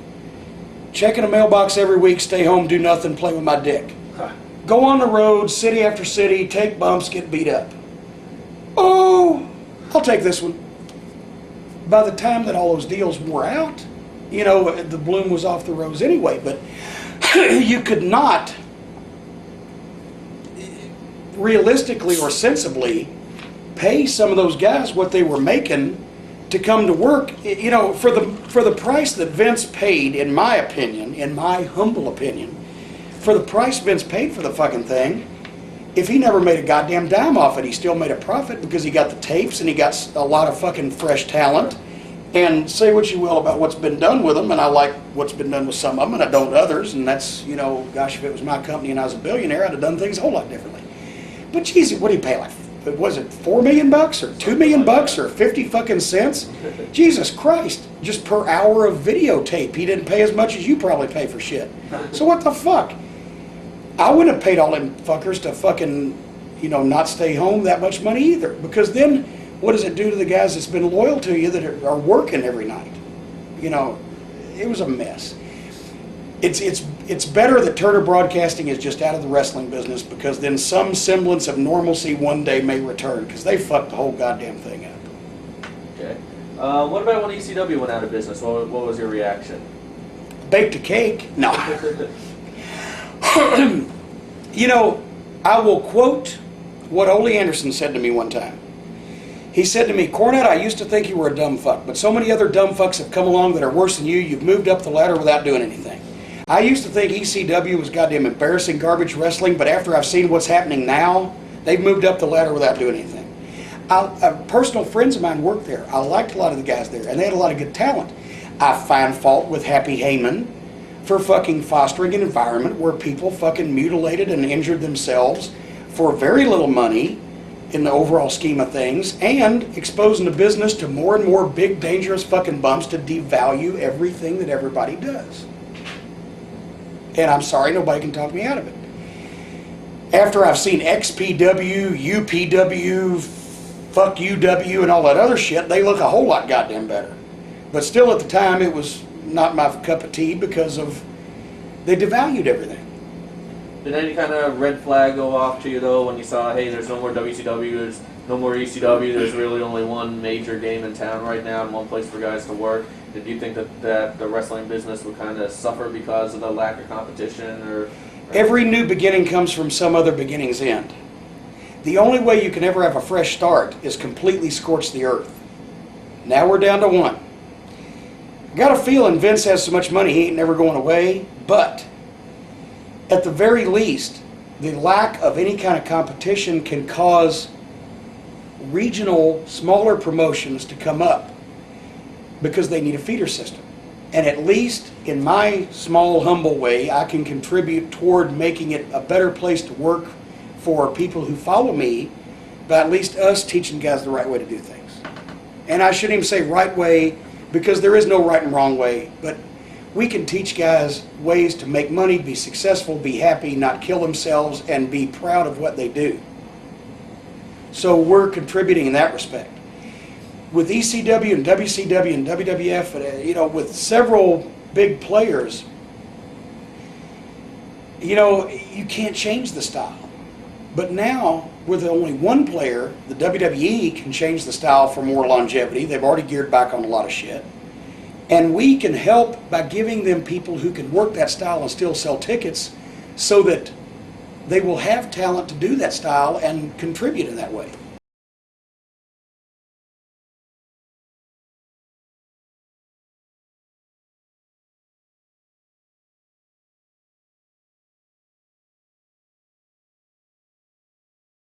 Alright, looking at the invasion angle, what did you think when the angle first started? Did you think it was going to be huge? Or? I got to be honest with you, I hate to admit this, but I don't remember that much about it. I got enough to keep track of watching my TV every week, so I saw little things, but if you told me how the whole thing went, it'd be like I was hearing it for the first time right now. Okay. How about like the Katie Vick angle? What's your opinion of that kind of stuff? Pass. How's that for short answer? We're skipping these questions quick. I can't even begin to fucking start, because if I start, I'll never finish, and if I even got halfway through, I'd probably be jobless. So I ain't gonna say nothing. And how about like the Jim Ross getting set on fire angle by Katie? You're killing me over here. You're killing me. I'll try one more. The Al Wilson stuff. You're killing me over here. Thank you for being here. Thank you for being here. You've been a wonderful audience. I will say one thing. If I'm going to set somebody on fire, I'm probably going to set the guy on fire. It's going to be in the pay-per-view in the main event on pay-per-view next month, but that's just me. Okay. Let's talk about, you mentioned Happy Heyman before. What did you think of Paul Heyman's work with SmackDown? When he was head writer there. Oh, well, see, once again, there's a committee, and I wasn't there, and I wasn't in the room. I can tell you that I think Paul Heyman's a tremendous manager, and I think he's a heck of a commentator, because I can see him doing it. And I have never said anything else but. But as a writer, I don't know what he was writing and what he wasn't, because I wasn't in the room, so I can't say. I mean, I would put him over, even though I dislike the disreputable son of a gun personally, I'd put him over if necessary, and if for managing and announcing I do, but I don't know what role he had to play in those writing sessions. I assume it was considerable, and I, be honest, like SmackDown a lot better than Raw, and always have. It seems like it's more of a wrestling show, but as far as critiquing every little thing, I don't know how to do that intelligently, so I will pass on that too. Okay. How about this? How about do you ever miss the being managing in the spotlight and in front of those crowds? I used to, now I don't, because the thing is, like I said, I worked a couple matches for Burt Prentice last year, and Jesus Christ, I felt like I've been run over by a truck for a week for doing stuff that I used to do just every night and didn't think about it. My managerial career was cut short by the fact that managers went out before I was ready to fucking finish it up. But I couldn't do that stuff now. My voice is shot from 20 years of screaming, doing promos, doing TV. My knees are bad, my back is bad, my neck don't feel too awful good. And I'm 42, and I wouldn't be able to do it at the level that I did it once, even if it was still in vogue and in fashion and I was still being used. So I wouldn't want to go out there and be the shits. I can do it every now and then, like tomorrow night, hopefully I'll be passable. But, you know, overall, I'm glad I'm not doing it anymore. I would like to have done it a few more years because I had that, but I'm glad I'm not doing it anymore. I can't travel anymore either. It just wears on me. Yeah. So if WWE came to you tomorrow and said, "Hey, we're bringing the manager back. We want you back in a big way," what would be your response to them? There's a lot of money out there. If they gave me enough of it, I can do anything for a little while. But I'm in Louisville, and I wouldn't like to be blasted out with dynamite unless I have to be. Let's put it this way, I don't think I'm talented enough or worth enough for the money that I would want to fucking do that. Let's say WWE came to you though and said, "Hey, we want you to be part of the writing team and come and book for us." What would you Well, let's say WWE came to me and said, "We'd like to give you fucking Pamela Anderson to do with as you want for a week and a half." I mean, anything could happen. But I don't want to be part of a team because I don't play well with others. And, you know, I was part of a team with Russo, and that led to me having gray hair and a lot of fucking nervous twitches. And I feel like, and I'm not being obnoxious or egotistical when I say it, I would like for my shit to stand or fall on its own, and I would assume everybody else would like for their shit to stand or fall on its own. So I think I'm like a lot of people. I'd rather disseminate the vision and let people carry it out rather than collaborating. I'm not a good collaborator. And I'm better with a small territory because I don't have to collaborate. A big company like that, no one person can do it. Maybe that's the fucking difference. I like small better because small you can do it and still have a life. And big, you got other people trying to do it with you and you fucking bonk heads with them and you don't have a life. So it just don't fit. Okay. You mentioned a small territory. Do you think, first of all, I'll start out, what advice would you give somebody who said, "Hey, I want to start a promotion"? Don't. Why is that? No, actually, well, depends on who the person was, but you can't take over the world. You can't get national television. You can't do pay-per-view. You can't sign talent to contracts. You can't be stupid with your money. Because it's fucking idiocy. I tried to run Smoky Mountain and didn't have anybody on contract and wasn't trying to be national.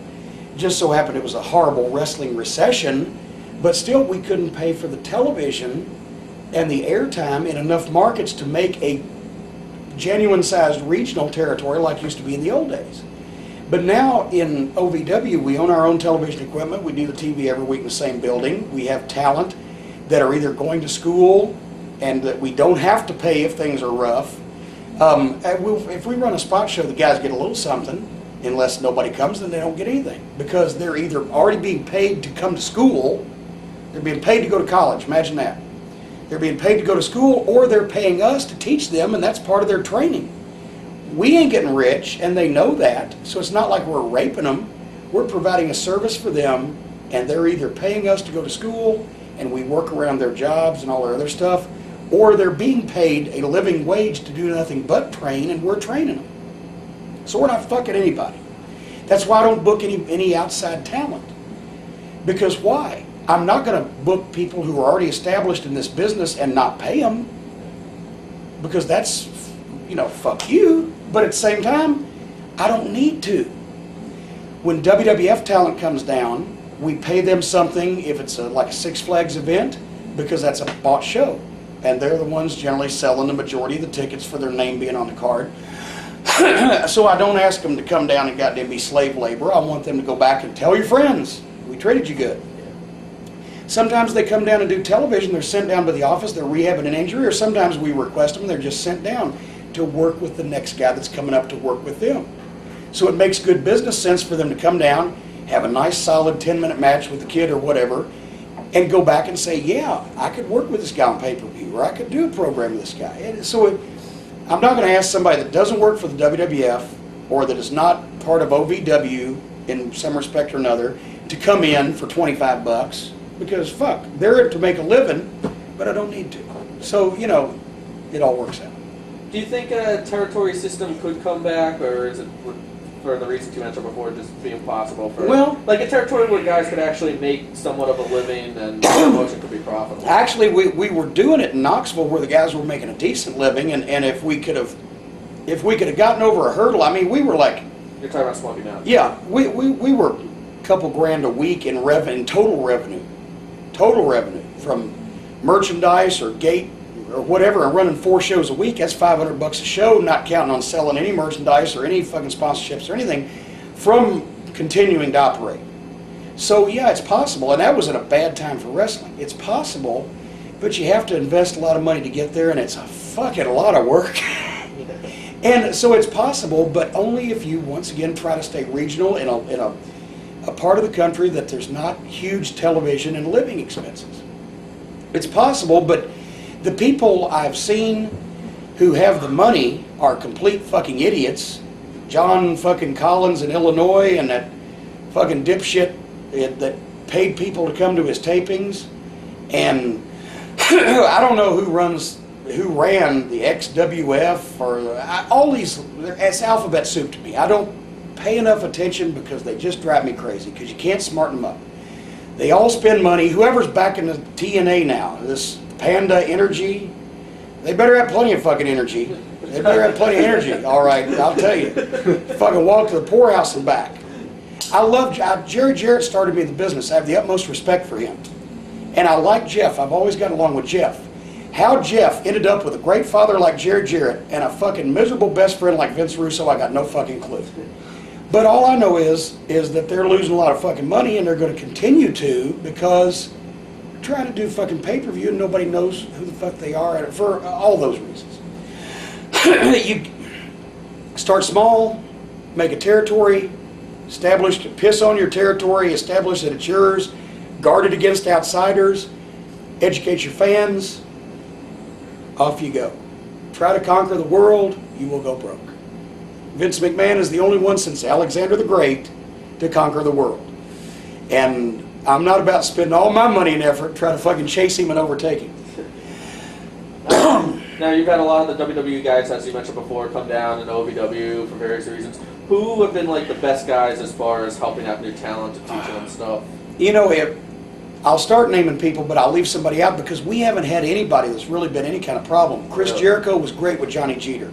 Chris Benoit loves to come down. He's worked with Nick Dinsmore. He's worked with Doug Basham. He likes those guys because they do his style.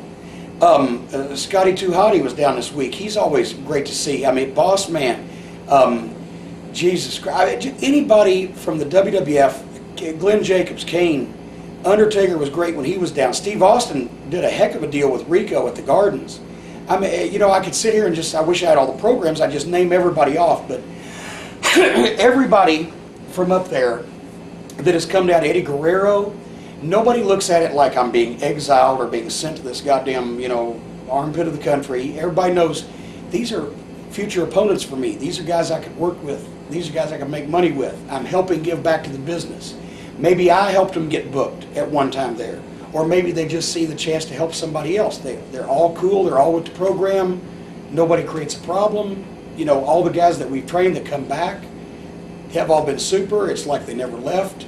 A very, very positive all the way around.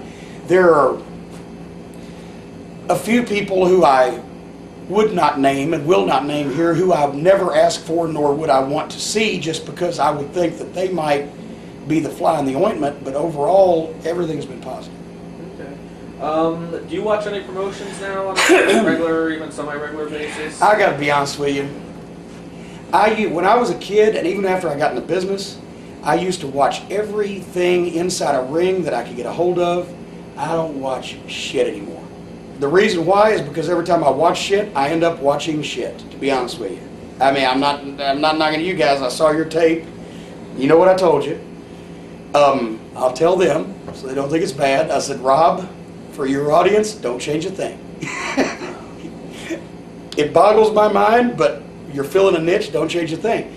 But I see so much. I mean, I watch Burt Prentice's in Nashville because I'm on a lot of them intermittently. And like I said, that gets me out of the house, and I like a lot of the kids down there. But, I watch our show 4 or 5 times a week. I write it, then I watch it when we're doing it, then I watch it afterwards for VTR points, then I watch it afterwards to make notes, then I watch it afterwards for commentary. I got to get away from it after a while or you get fucking nuts. So, there's no Mid-South wrestlings for me out there. There's no old Memphis TVs. There's no old fucking Mid-Atlantic fucking shows. There's nothing that really fucking captivates me from start to finish that I go out of my way to see anymore. So, call me uninformed, but the one thing is, it doesn't matter whatever kind of wrestling you're watching, human emotions never change.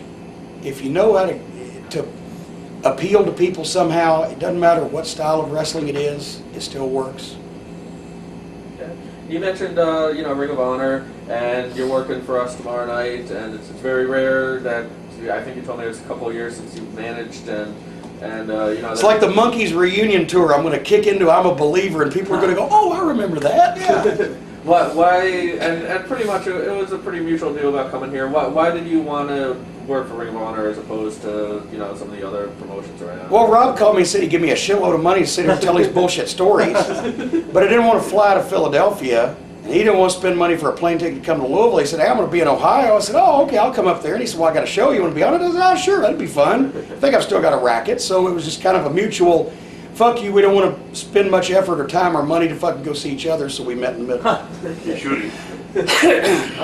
What happened when Bobby Eaton tried to get a job with the developmental territory as a trainer? Well, he had one, but Bobby, several things. One, they had so many guys on salary or still out of the ring that weren't working. Secondly, Bobby is one of those guys that was a great performer, but couldn't convey it. Because, Bobby was never exactly outspoken. And a lot of times the guys come up to me, what is he saying? And, his family was in North Carolina, and he was constantly stressing over him being in Louisville and them being there. It just didn't work out. And I really felt bad because I wanted him to go to a new phase in his career because, he'd been taking bumps for 30 years, but it didn't work for a variety of reasons. And that's one thing I felt bad about. Why did he have negative comments about Spanky when WWE signed him? Well, the kid's always been nice to me. I saw him when he was working for Les Thatcher, but here's the goddamn deal. It goes back, and I'm not trying to talk behind his back. I'd say this to his face. I just never wanted to fucking demoralize the kid. He got a job, and God bless him. He's 150 pounds. He's fishy white. When I saw him working for Les, he had this long hair, a Dr. Seuss hat, and baggy pants. If somebody in the amateur class at OVW had worn what he wore to go to the ring, I would have fucking snatched him. And he went out in our Davis Arena when we were doing Les's TV, and our fans laughed at him, and he was supposed to be the babyface, but not laughing in a good way. They said, what the fuck is this? To me, he wasn't taking his profession seriously. He didn't pass the name test. For one thing, I've got a name test. For the WWF Championship, Stone Cold Steve Austin versus The Undertaker versus The Rock versus Triple H versus Spanky? Okay, he don't pass the name test. Secondly, the floppy fucking pants, he does a fucking flip, he lands on his fucking head, the people laugh at him, and he splits his pants. The Dr. Seuss hat, I kept looking for green eggs and ham. I'm sorry, I don't see money there. I don't see anything there. He could do a bunch of flippy flips, and half the time he hit him, and half the time he landed on his head. Everybody in the building said I can whip that fucking guy. With OVW, we create the environment. It's not a show. It's who's tougher, who's going to kick whose ass in this match. And it didn't translate with our audience. But I didn't think he was being serious because there's plenty of 150-pound guys that can get themselves a pair of tights, lay their fucking white fishy asses in a fucking tanning bed, and come up with a name that doesn't sound like one of the goddamn fucking little rascals. Nice kid. I wish him well, but I would never fucking use him on a goddamn OVW show by the name or the outfit because it's embarrassing.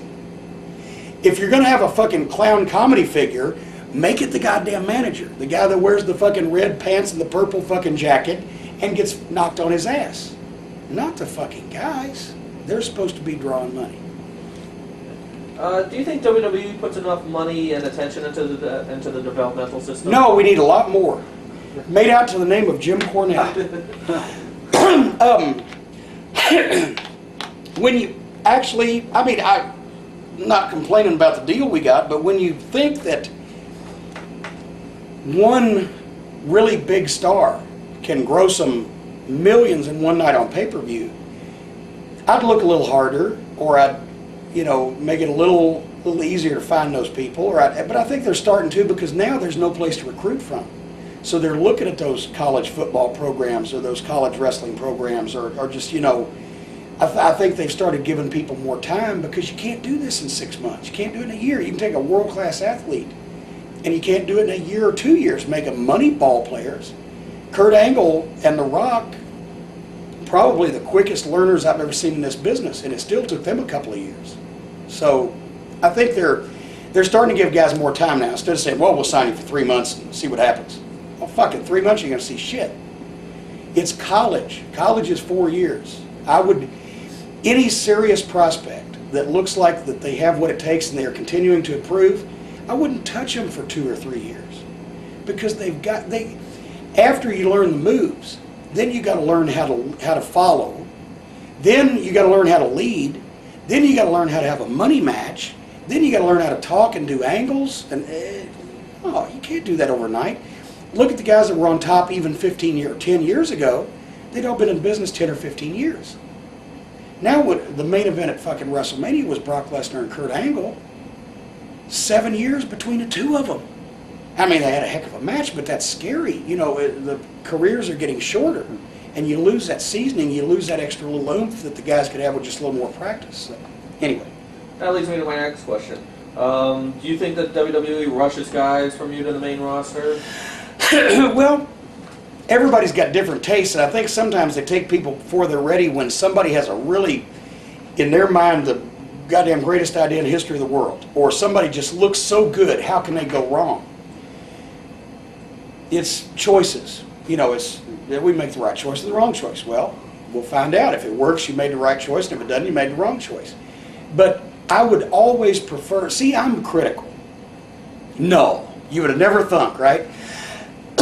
I would like to leave guys there until not only can they just have a good match, but like Dinsmore and Conway had the advantage, and Damaja and Basham. Basham's almost 10 years now since his first lesson. They had the advantage of coming to train under Danny and being in the business for 2, 3, 5, and 7 years before they ever got a contract. So they have always been our leaders, because they had so much experience, and they've done the fair show, but they've done the garden show, they've done the big TV, but they've done the flea market. They knew how to help guys, and they just had that feel. The ring is like their home. It's familiar, whereas the other guys have not had that much time. So, for them it was a big help not having a contract for the first several years, because they got more experience in the long run. Who do you think that they've rushed recently?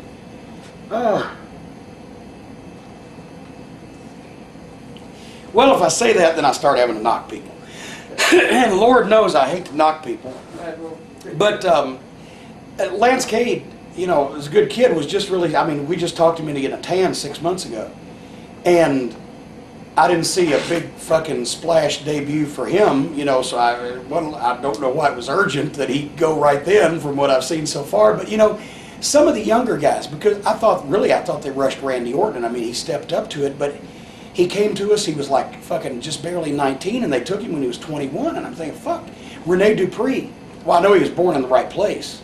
Sly, Sylvain, whatever, I can go ahead and knock him as far, he's Robert Gibson times fucking 5 riding on Rene Dupree's coattails. I don't even mean to knock Robert. Sorry, Hoot. Fucking God, now that I think about it, the more I think about it, that is fucking knocking Hoot. He's a shit. But he was born in the right place. But Renee's 19 years old. How many 19-year-old kids do you know that can go and be working not only in this country but around the world on pay-per-view and national television and not fuck with them some kind of way. When I first saw Renee, I'm thinking, he's 18 now, he's got 3 years experience. If we have him for 3 or 4 years, he'll be 22, 23, and he'll be setting the world on fire. Well, he happened to be born in the right place. We ain't gonna be mad at the French people in fucking 2 years. Nobody's gonna give a fuck whether they exist in 2 years or not. So now's the time to make the money. But I think overall it would have been great for him to get a little more time in the ring and just grow up, because he's a kid. Okay. You know, I mean, he's a great kid, but goddamn, how much can you learn about life in 19 years? On the other end of the spectrum, who in WWE or anywhere in the Indies right now do you think should be on the main roster but isn't? Well, I mean, Damaja and Basham have been ready to go. Conway and Dinsmore have been ready to go for ages. Nova, work with anybody. Truthfully, our crew is really green now after everybody stepped up. You know, except for those guys, I wouldn't say anybody's tailor-made. I would say a lot of people are going to make it, but I don't say anybody's overdue right now. Are there any improvements you've asked for from WWE and that they haven't given you? Any requests or anything? Well, there was that hot tub in my fucking living room. No, actually, you know, I mean, we are realistic and judicious with what we ask for, and we don't ask for shit that we don't need. And, you know, they don't just hand us shit either. Either we loan it, or they loan it to us, or they advance it to us, or we have a payback schedule, or we take it out of whatever. You know, OVW would exist without, as I said, the WWE, you know, contract. But at the same time, it sure does make it easier. Instead of going to a bank and saying, geez, we'd really like to buy these 18 turnbuckles. Can you loan us some money? Or what the fuck? Well, we can go and say, hey, we need turnbuckles. Okay, we don't want nobody to get hurt. But actually, it's really the biggest asset they give us is talent. Because we have talent on our television show and talent on the house shows that can teach the guys, that can draw us ratings or possibly ticket sales, and at the same time give us a more major league look. And that's that reciprocal, hand in hand. You know, we want to work with these guys because we'll make money with them later on, and we want to help bring them up right type of things. That's one of the biggest assets we get. What do you think is the biggest mistake that WWE makes concerning the developmental system? Not paying Cornette more money. Now, I'm going to continue to be a smartass, because what is it, about 4 o'clock in the morning right now? It's like 3. The biggest mistake, truthfully and honestly, and it's no secret to them, once again, not saying that I'm a genius, but I book really far ahead. I always have my cards done 4 weeks out for house shows. I have my ideas for TV several weeks, and I don't start somebody unless I know where they want to go, and I've got to wait for them to finish, believe it or not. As a matter of fact, that fucking asshole New Jack, he would never admit it, and Mustafa probably don't remember, but D'Lo Brown will tell you, when I gave the Gangstas their gimmick in Knoxville, I told them exactly when they'd start, who they'd work with, what they would do. They started in July. I said on Christmas night, you guys will work with the rock and roll, I'll manage the rock and roll, I'll switch babyface, we'll have a run, I'll bring the bodies back. I gave them 9 months. I did every single fucking bit of it. Before I started Smoky Mountain, I booked the heavyweight title tournament in the car while I was still working for WCW, and ended up having 6 out of the 8 guys I wanted in the tournament, and fucking did the same finish in the last match that I thought of a year and a half earlier. I like to know where shit's going. I don't put somebody on television unless I know what they want to be and what I want them to be and where I want them to go. So naturally, you can imagine my dismay when Damaja and Basham had been a team for a year and a half, and I'm telling everybody that'll listen, these guys are the best heel team in wrestling. For a year and a half, finally, I got to freshen up my little territory, so I switched Damaja, and he's a babyface, and they're killing each other, and they show up with 1 day's notice on SmackDown as brothers, which required me to do some nimble booking, but now I look at it like it's a booking quiz. Any corner that they get me into, I can logically, Danny Davis calls me the weasel, I will logically explain anything. I'm not creative. I can't fucking make shit up out of nothing, but goddamn give me a set of horrible circumstances and I will find some logical, palatable way to explain this happy horse shit. So it's like it's an exercise now, but I would love more thought ahead, more pre-planning on their part.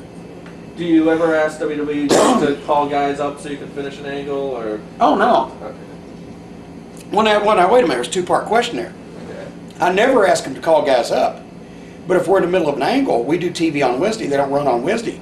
They're going to be at a Davis Arena on Wednesdays to finish the fucking deal and bring it to some kind of abysmal conclusion. And they never refuse to send somebody back for that. But I don't want to stand in the guy's way. I want them to make money. I want them to all be big stars so they can get to be big stars and come back and draw me a fucking house. I don't ever tell them don't take somebody. I don't ever stand in anybody's way. I just say, well, I'm in the middle of this. Give me a reasonable length of time to finish it and make sure they're back and forth or whatever until then, which is what Doug and Dano have both been doing. Yeah. How much influence do you have on if someone gets a developmental contract or not? Sometimes a lot and sometimes piss poor of nothing. You know, I can suggest, I can wheedle, I can cajole, I can try to persuade, but the final decision is theirs, so all I can do is give my, hearty opinion. Okay. Looking back at some of the bigger OVW shows, just some memories of them. The memories of the 2001 Christmas Chaos show. You had Steve Austin there, Chris Benoit. The show's so nice we had to promote it twice. Yeah, the one that got Jesus Blizzard Christ, the Blizzard, yeah, 6 weeks later we came back and actually did it. That day, I woke up, looked outside, looked at the weather on fucking the Weather Channel, got the phone call from Bruce Pritchard, went to the Dairy Mart, got 25 pieces of chicken, came back home and went to fucking bed with the covers over my head, just ate fried chicken. I was so goddamn... Sold out the Louisville Gardens, my childhood home, right? Proudest moment of my life, and it gets fucking snowed out. A blizzard in Little Rock, Arkansas, for God's sake. They couldn't even leave.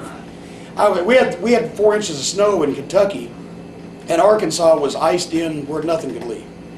So that was a happy moment when it finally happened, but it was sad that day. All the big garden shows were fun.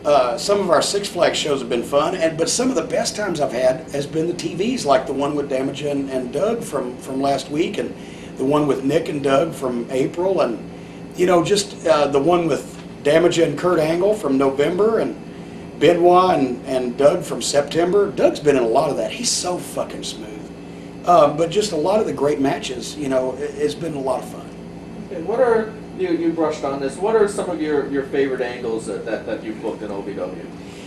I think the whole Revolution thing, because it made sense and it's so real and it partially true to life. Obviously, Doug and Danny really like each other. They don't hate each other. But the whole thing about Doug starting in wrestling, he was going to inherit the company. It was his birthright. He was going to be the top star. But Danny made promises that he couldn't keep. And Doug had to quit wrestling and get a job at Ford to support himself. And then he saw Nick Dinsmore and Rob Conway and Damage take his place in his Uncle Danny's affections. So he came back with a grudge to get even.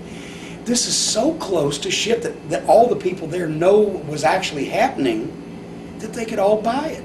And that's the best angles you will ever get are stuff that's as close to shoots as possible. And it was a 2-year angle, and we just kept freshening it up. But it didn't need that much freshening because it just evolved naturally.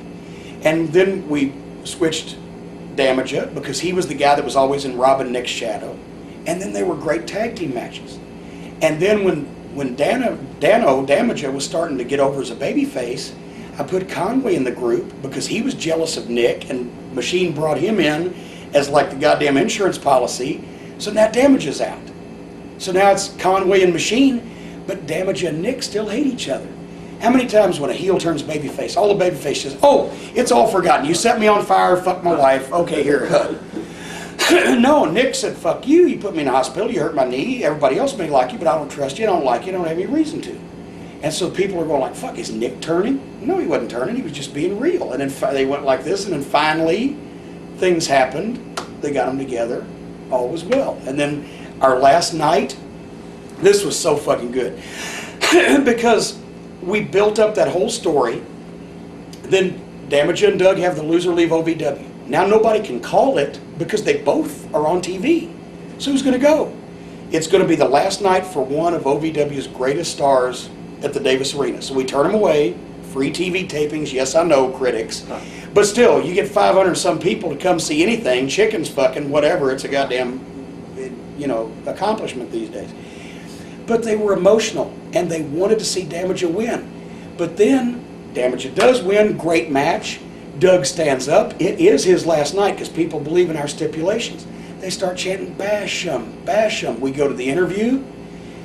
Doug says, I've been beating my head against the wall for 2 years, but the revolution is over. Conway says, no, we'll get a lawyer, we'll find a loophole. No, my Uncle Danny was right.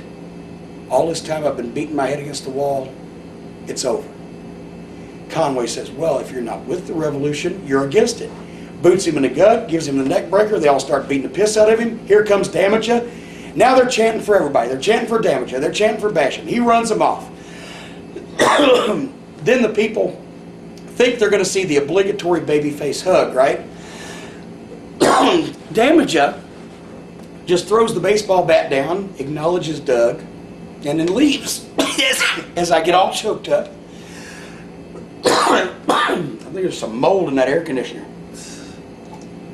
So the people are like, what? But then here comes Danny Davis. He hits the ring, he looks at Doug, and they hug. So the family feud is made up for. And we go off the air that way. Edit out all the choking. So the people were chanting for Doug, who an hour before was the most unpopular sumbitch in the fucking company. They're chanting his name. He's crying, Danny's crying, the girls in the audience are crying, the people in the locker room are crying. There wasn't anything outlandish about it, but they bought it because it was real. He says as he gets up, God damn, I swallowed something. Want ice? Yes, that's what I missed. There we go. You would think I never talked for 4 hours straight before.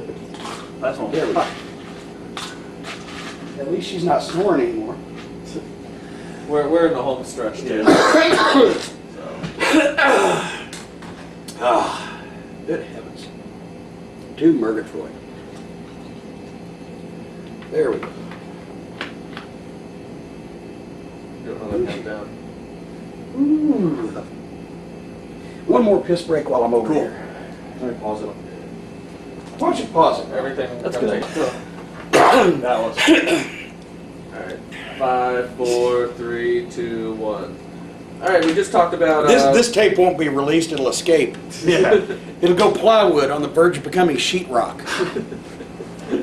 Alright, we just talked about your favorite angle in OVW. What angle happened that didn't quite go exactly as you wanted it to? I try to put the miserable things out of my mind. I seriously try to think.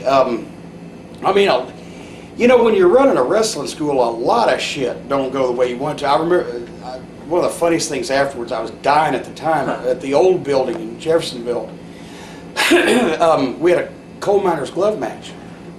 And the deal was that while the guys in the match were busy and the referee was bumped or whatever, one of the heels, Judas, was supposed to come, and he was our own little Judas. I know there's another Judas someplace, I can't remember where, but it wasn't him, because he'd never been anywhere else but us, and he quit shortly thereafter. He's supposed to come out and climb the pole and get the fucking glove. Well, he didn't bother tell me until I'm sitting out there, we're live to tape, but we can't edit this when we were shooting on Super VHS. He can't climb the pole. Maybe he didn't know he couldn't climb the pole, but he gets out there, he takes a run at boom, and he gets about 3 feet short. Back down, boom, up again, he gets about 2 feet short. Down again, I'm like, oh, fuck. We're running low on time, the referee's down, the guys are trying to stay busy. He makes one more big fucking grab at it, and this time when he came down, he lost his grip on everything and came down chest first on top of the ring post, bam, took the big bump, and crawled on his hands and knees back to the dressing room, with the glove still up there. I'm like, oh, I can't remember what even happened. I think Conway or one of the guys ended up getting it. And we did some fucking shit to go off the air. And I came back and I grabbed a folding chair on the way through Danny's office, and I was coming out in the parking lot because, well, we had so little dressing room space. We'd go out in the parking lot a lot in good weather. And I drew back and I was ready to start beating the ground with that chair. And I swung and I see him laying on the ground, right? And in the distance, I hear the whirr. I was, oh shit, are you okay? He was all right. But yeah, that stands out. But I mean, a lot of shit don't go the way it should, or the way you want it to, or the way it's supposed to. And sometimes it's better for that, but a lot of times it's worse. But you know, I think a lot of fans are under the impression that things go exactly the way the booker writes it. Oh, fuck. Yeah. Like I say, if you get 75% of what you envision in your head, you're very fortunate. Yeah, very lucky. yeah. And there's time people go blank on interviews, and Jesus Christ, Kenny Bolin, who could say anything, right? Who just that's his major talent in life, is running his mouth. When he goes blank, it's actually more entertaining. I fucking laugh. I put him on the show. I don't care if anybody else in the world likes him. He tickles me. And he can't do anything physical. If you tell him to fall left, he'll fall right every time. He can't do anything. He can't do nothing physical. But goddamn promos, he's fucking hilarious. And he made me break up 2 weeks ago.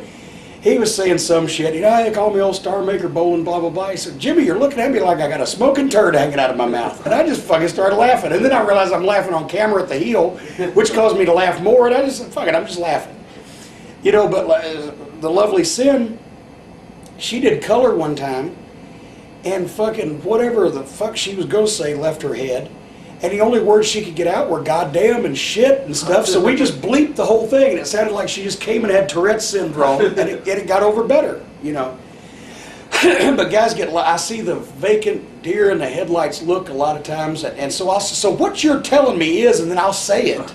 And they'll say, yeah, that's right. Well, and then people think, well, yeah, I guess that is what he said. I don't know if, you know. Would you say, like, how often does it come out, like, as you envision in your head? Like, it never comes out like you envision it. But you can hope that the people like however close they got to what you think perfection is. Well, we were talking before about, you know, when you had some of the bigger Louisville Garden shows with Austin, you had, like, the sellouts and everything. And I remember afterwards, like, Meltzer would usually write about how, you know, the local guys would look strong, and the whole idea, you know, was for people to come back and see the local guys, and it didn't always work out that way. Like, what's your reaction to all that? Well, I mean, that's very valid. That's true. But the thing is, they did come out to see the local guys, just not 5,000 of them, because the local guys are there every fucking week. So there wasn't the immediate urgency of, hey, we're only going to see Stone Cold Steve Austin live once this year. We got to go. But it helped the company overall when you can say to 107.7 SFR, or you can say to Six Flags Kentucky Kingdom, yeah, Ohio Valley Wrestling promoted an event that put 5,000 people in Louisville Gardens. That's all we needed. And the OVW guys always are working with the WWE talent or in conjunction with the WWE talent as partners or whatever on the same level. Now, don't get ridiculous. When Kurt Angle came and worked with Damage, Kurt Angle won. When Chris Jericho comes to work with Johnny Jeter, Chris Jericho wins. Because if you get ridiculous, even if they would do the jobs, which nobody's ever said they wouldn't, but I wouldn't ask them to, because then people go, wait a minute, unless there's something going on here, why ain't that the fucking guy on pay-per-view? What you do is you have them against a guy who they know is a star, a marketable star in the business, go 15 or 20 minutes, be competitive, hang in there, look like they belong, and lose a close one, and you've elevated your local guy by using the star, rather than just come in and, hey, everybody wants to see Chris Jericho, and he slays the fucking guy in 5 minutes. Yay, Jericho. Well, yay, Jericho. Jericho's leaving. This is the fucking corpse that's staying. So they elevate the local guys, then they beat them in a close one, and you got something. You bring your guys up step by step. Or their partners. Special partner. Then you got Kane standing in the ring with the Damage. Or you know, whatever. We actually started out the shoot this way, and then we kind of got into a million other things. So I'm just going to go through some of the names that have been through OVW and that you helped develop to get to where they are. Let's look at Shelton Benjamin. What was he like when he first came in compared to how he left? How was he to work with? Oh, Shelton's great all the way around. He's a good person. He's fun. He's funnier in the locker room than he is on television, because he can imitate almost anybody. He just had a hard time at first being Shelton. But Dean Hill said it best when he first saw him. He said, because Dean raises horses, and he was very animal oriented. He said, he's a puppy with big paws. You don't know how big he's going to get, but you know he's going to be big, you know. But he was he's like a cat. And Danny said, besides for Basham, probably the most natural wrestler taking two things in the ring that he's ever taught. What about Nathan Jones? What was he like? Actually, I just met Nathan this past week. Oh, really? He's only been in like a week. Okay. And he's been at class and at television. He's just in for a couple weeks to rehab. Somehow I met him. He's a nice guy, but you know, he's big. I haven't seen him work a lot in the WWF. So every time I've said F, insert E. Too many years of habit, but I haven't really seen him. But you know, what I have, he's being challenged to learn to adopt the style. I don't know what the fuck. He ain't exactly fucking Carl Gotch or anything, I'll tell you that. What about Mark Henry? What's he like? I love Mark Henry. Mark Henry fucking tickles me. Mark has made leaps and bounds, and one of the things it fucking kills me is the way that life has been. They wanted him to lose weight, sent him to OVW. He got down to 322 pounds. Mark Henry was doing leapfrogs and taking monkey flips. He looked great. But then, to get a name back, they wanted him to enter the Arnold Classic, and he had to get back up to like 400, but he won it. But then, to wrestle, he has to lose weight. So he gets his most notoriety at a body weight that's not healthy for him to wrestle. But Mark can do anything you ask. You got to challenge Mark sometimes to really stay motivated. And the biggest problem I found that he has is, and part of it's, I'm sure, size is, when he's a heel on a comeback, feeding the babyface and bumping and feeding. He's got to get that timing down. And you got to always really stay on him for him to dig in. He tries hard, but sometimes he doesn't have the pace that he should have. But he's a mean motor scooter at that fucking size and that weight, and as strong as he is, and his promos have gotten better. So, I mean, but I like Mark. I mean, he's a good person. Okay. What about Randy Orton? Once again, Randy was a puppy with big paws. I mean, he really, when he came in, he was 18 years old. He changed his look. He really got in the gym. He fucking trimmed down the fat. He took to work naturally because, I mean, it's in his genes. But he really, his promos and everything, he's made a fucking 1,000% leap ahead. He's only like, what, 22 now, maybe? You know, so you could tell he was going to definitely make it. He's got the size, he's got the look, he's got the attitude. He had to grow up a little bit while he was in Louisville. You know, he'd do a few immature things, but since he was not mature, because he was fucking 18 years old, you would expect that. But he ended up doing all right. Yeah, what about Batista, who kind of took a monster push with you? Oh, as a God. marathon? Boy, I tell you, I saw the demon, right? As soon as I looked at him, I saw the demon. And he didn't even know how he was getting over at first, but he knew he was getting over because he'd hear the fucking people. But with that, you don't put the Frankenstein monster out in the sunlight where everybody can see all the fucking defects. You keep him in the shadows and you keep feeding him villagers and you will make the monster. And we did. And he started growing into the spot that we gave him initially, and he got over so good we had to turn him babyface. I'm sorry, to me, Leviathan was a goddamn heck of a gimmick. The fucking eyes, the fucking look, the fucking head. Well, they didn't want anybody to look like Goldberg, so they made him grow hair. When he grew hair, he became human. And so then, when he shaved it off again, you know, it just, he wasn't introduced with a splash, and he wasn't ready at that point to be able to take care of himself and to get himself over. He had to be pushed to do it. He wasn't pushed in my mind, the right direction because he wasn't being made a monster. Then he got hurt. I still think the guy can do something and still think he can draw big money, but he needs to be a monster. I like the video you did with him. Cost me $250. He needs to be a monster. He needs to be a demon. Needs to be protected and worked and used in a certain way, and he can make a ton of fucking money. But he's not going to be a regular human being, and he ain't going to be taking no fucking arm drags and make any money. That's the way I see it. Okay. What about Rico? Rico Constantino is the most joy to have around of any human being I've ever met. I've told a bunch of people this. If he was booked in the fucking middle of the Sahara Desert and he broke down 50 miles from the show, he would build a car out of sand and get there. He's fucking amazing. He's phenomenal. He was in my first draft pick. Really? We went to OVW. He was out of the first developmental, spot shows up there that we saw people from. I mean, he's a great person. He's capable. He's intelligent. He's on the ball. He's got a lot of common sense. He picked up working naturally. I can't say enough good things about Rico. How about Linda Miles? Linda was challenged at first. She was a great athlete, but she couldn't really put it to use in the wrestling ring. And then for a while, she's kind of funky where she didn't know whether because it was harder than she thought it was going to be, and she didn't know whether she wanted to do it or not. But then she kind of got out of that, and I think got infected with it, and now I think she's enjoying herself a lot more. But she's a great athlete, but wrestling in the ring didn't come natural to her, so she's still struggling with that part. What about Victoria? Victoria's a gem. I mean, she's really a good athlete. Sometimes the best athletes don't look like great athletes, but she's one that looks like an athlete and is. And she's super nice to be around, and she was really inventive, and I'm worried about her knee now, because every time I see her, that knee bothers me, because I'm picky about knees anyway. But if she doesn't have any problems with that, I think she's going to be on top for a while. Okay, a couple of people who didn't quite work out. Ron Waterman.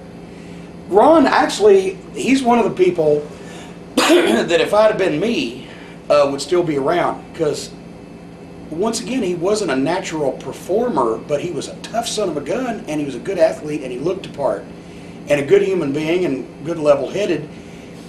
I think he just didn't get colorful enough quick enough, you know. But I like Ron, and I would have, you know, liked to have seen Ron go farther. Kurt Angle's brother, Eric Angle. Eric, not a natural performer. Once again, great wrestler. Like Kurt. Kurt was dry as fucking toast. I mean, he'll tell you that when he started.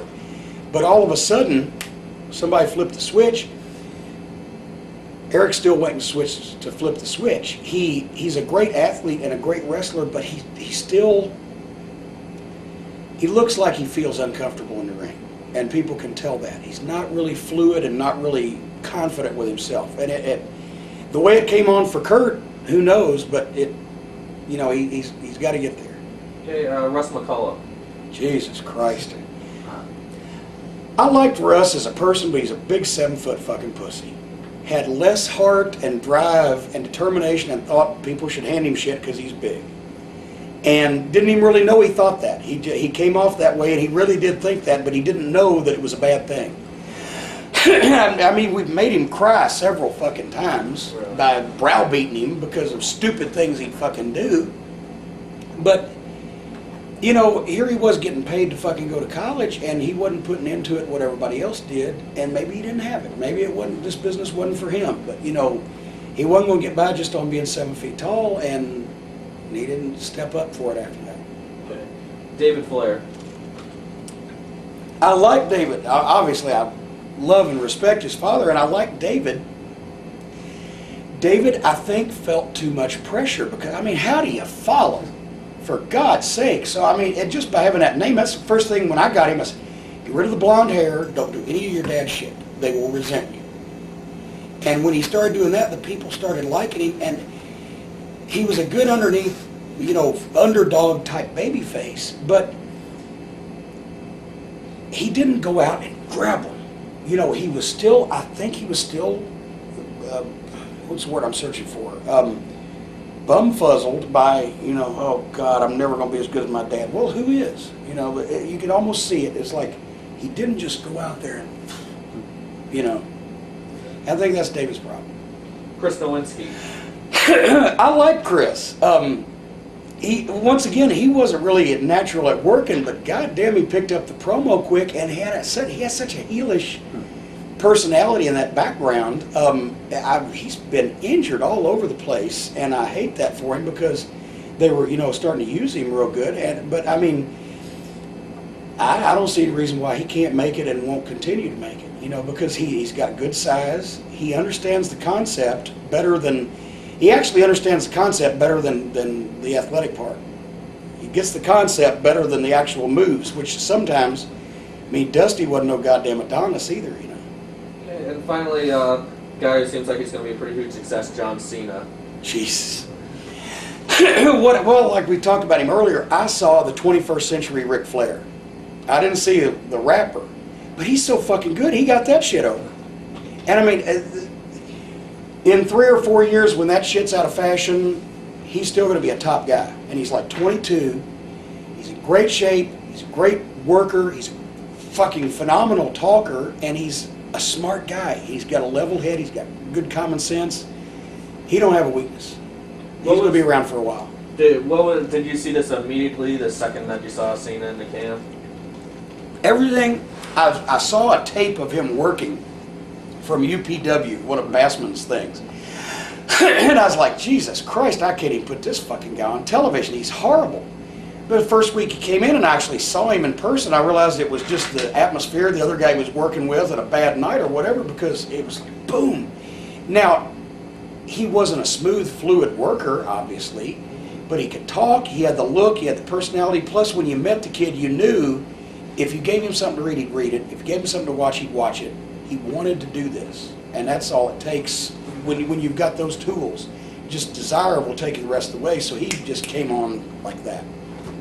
Right now in OVW, who would you say are the can't miss guys? I know. Do I have my talent roster around? I'm going to miss somebody and they're going to get mad at me. Let's just maybe like the one guy that really stands out to you, like this guy said. Like I read recently, you were telling the writers, please don't take Matt Morgan yet. Oh, well. More work. Well, see, no, actually, I never said that because they never threatened to. I've just told people Matt Morgan's been here less than a year. This guy is 6'10", legitimately, 300-something pounds, 5 or 6 years old, injury-free, a good head on his shoulders, can cut a pretty good promo. Don't fuck with that. Let him learn. Don't rush him into anything. Carefully think it through and give him all the experience that he can give or that he can get before you show him nationally. Nick Dinsmore's the best talent we got right now. Rob Conway's very close. Nova's very close as far as to them. They're up at the top of the pack as far as in the ring. But if you talk about money that can be made, Matt should be the closest thing to a can't-miss prospect that you got, because he's got every tool, and I think the person is not going to get screwy up here and hold people up for millions of dollars or say, fuck you, I've got a hangnail, I can't work, or whatever. He's not like that. So I think, he's the closest thing to a can't-miss. And last two questions. What is the worst thing about booking? Writing the shit down. You see that fucking callus right there? I'm deformed because I do everything by hand, because I don't type, and I refuse to fucking look at a computer. My typewriter, I had to go home one time when I worked at Titan Towers. I was at the office, I had to type a letter, I couldn't find a typewriter. All I had was those goddamn keyboard things. I want to put the paper in, roll it in, and see the letters hit the fucking paper, right? I had to go home to write a letter. I write everything out in longhand. Part of the fucking wrestling school homework is they got to learn to read my writing. So the hardest part is not thinking of the shit, it's writing it all out without getting writer's cramp and all these fucking calluses. What's the best part about booking? Seeing everything that you fucking envisioned happen in the ring with people jumping up and down and screaming and it being really fucking good. Okay. That's, you can't beat that. Anything else you'd like to add? Fuck you to all the people I hate, and God bless you to all the people I like, and wisdom to know the difference.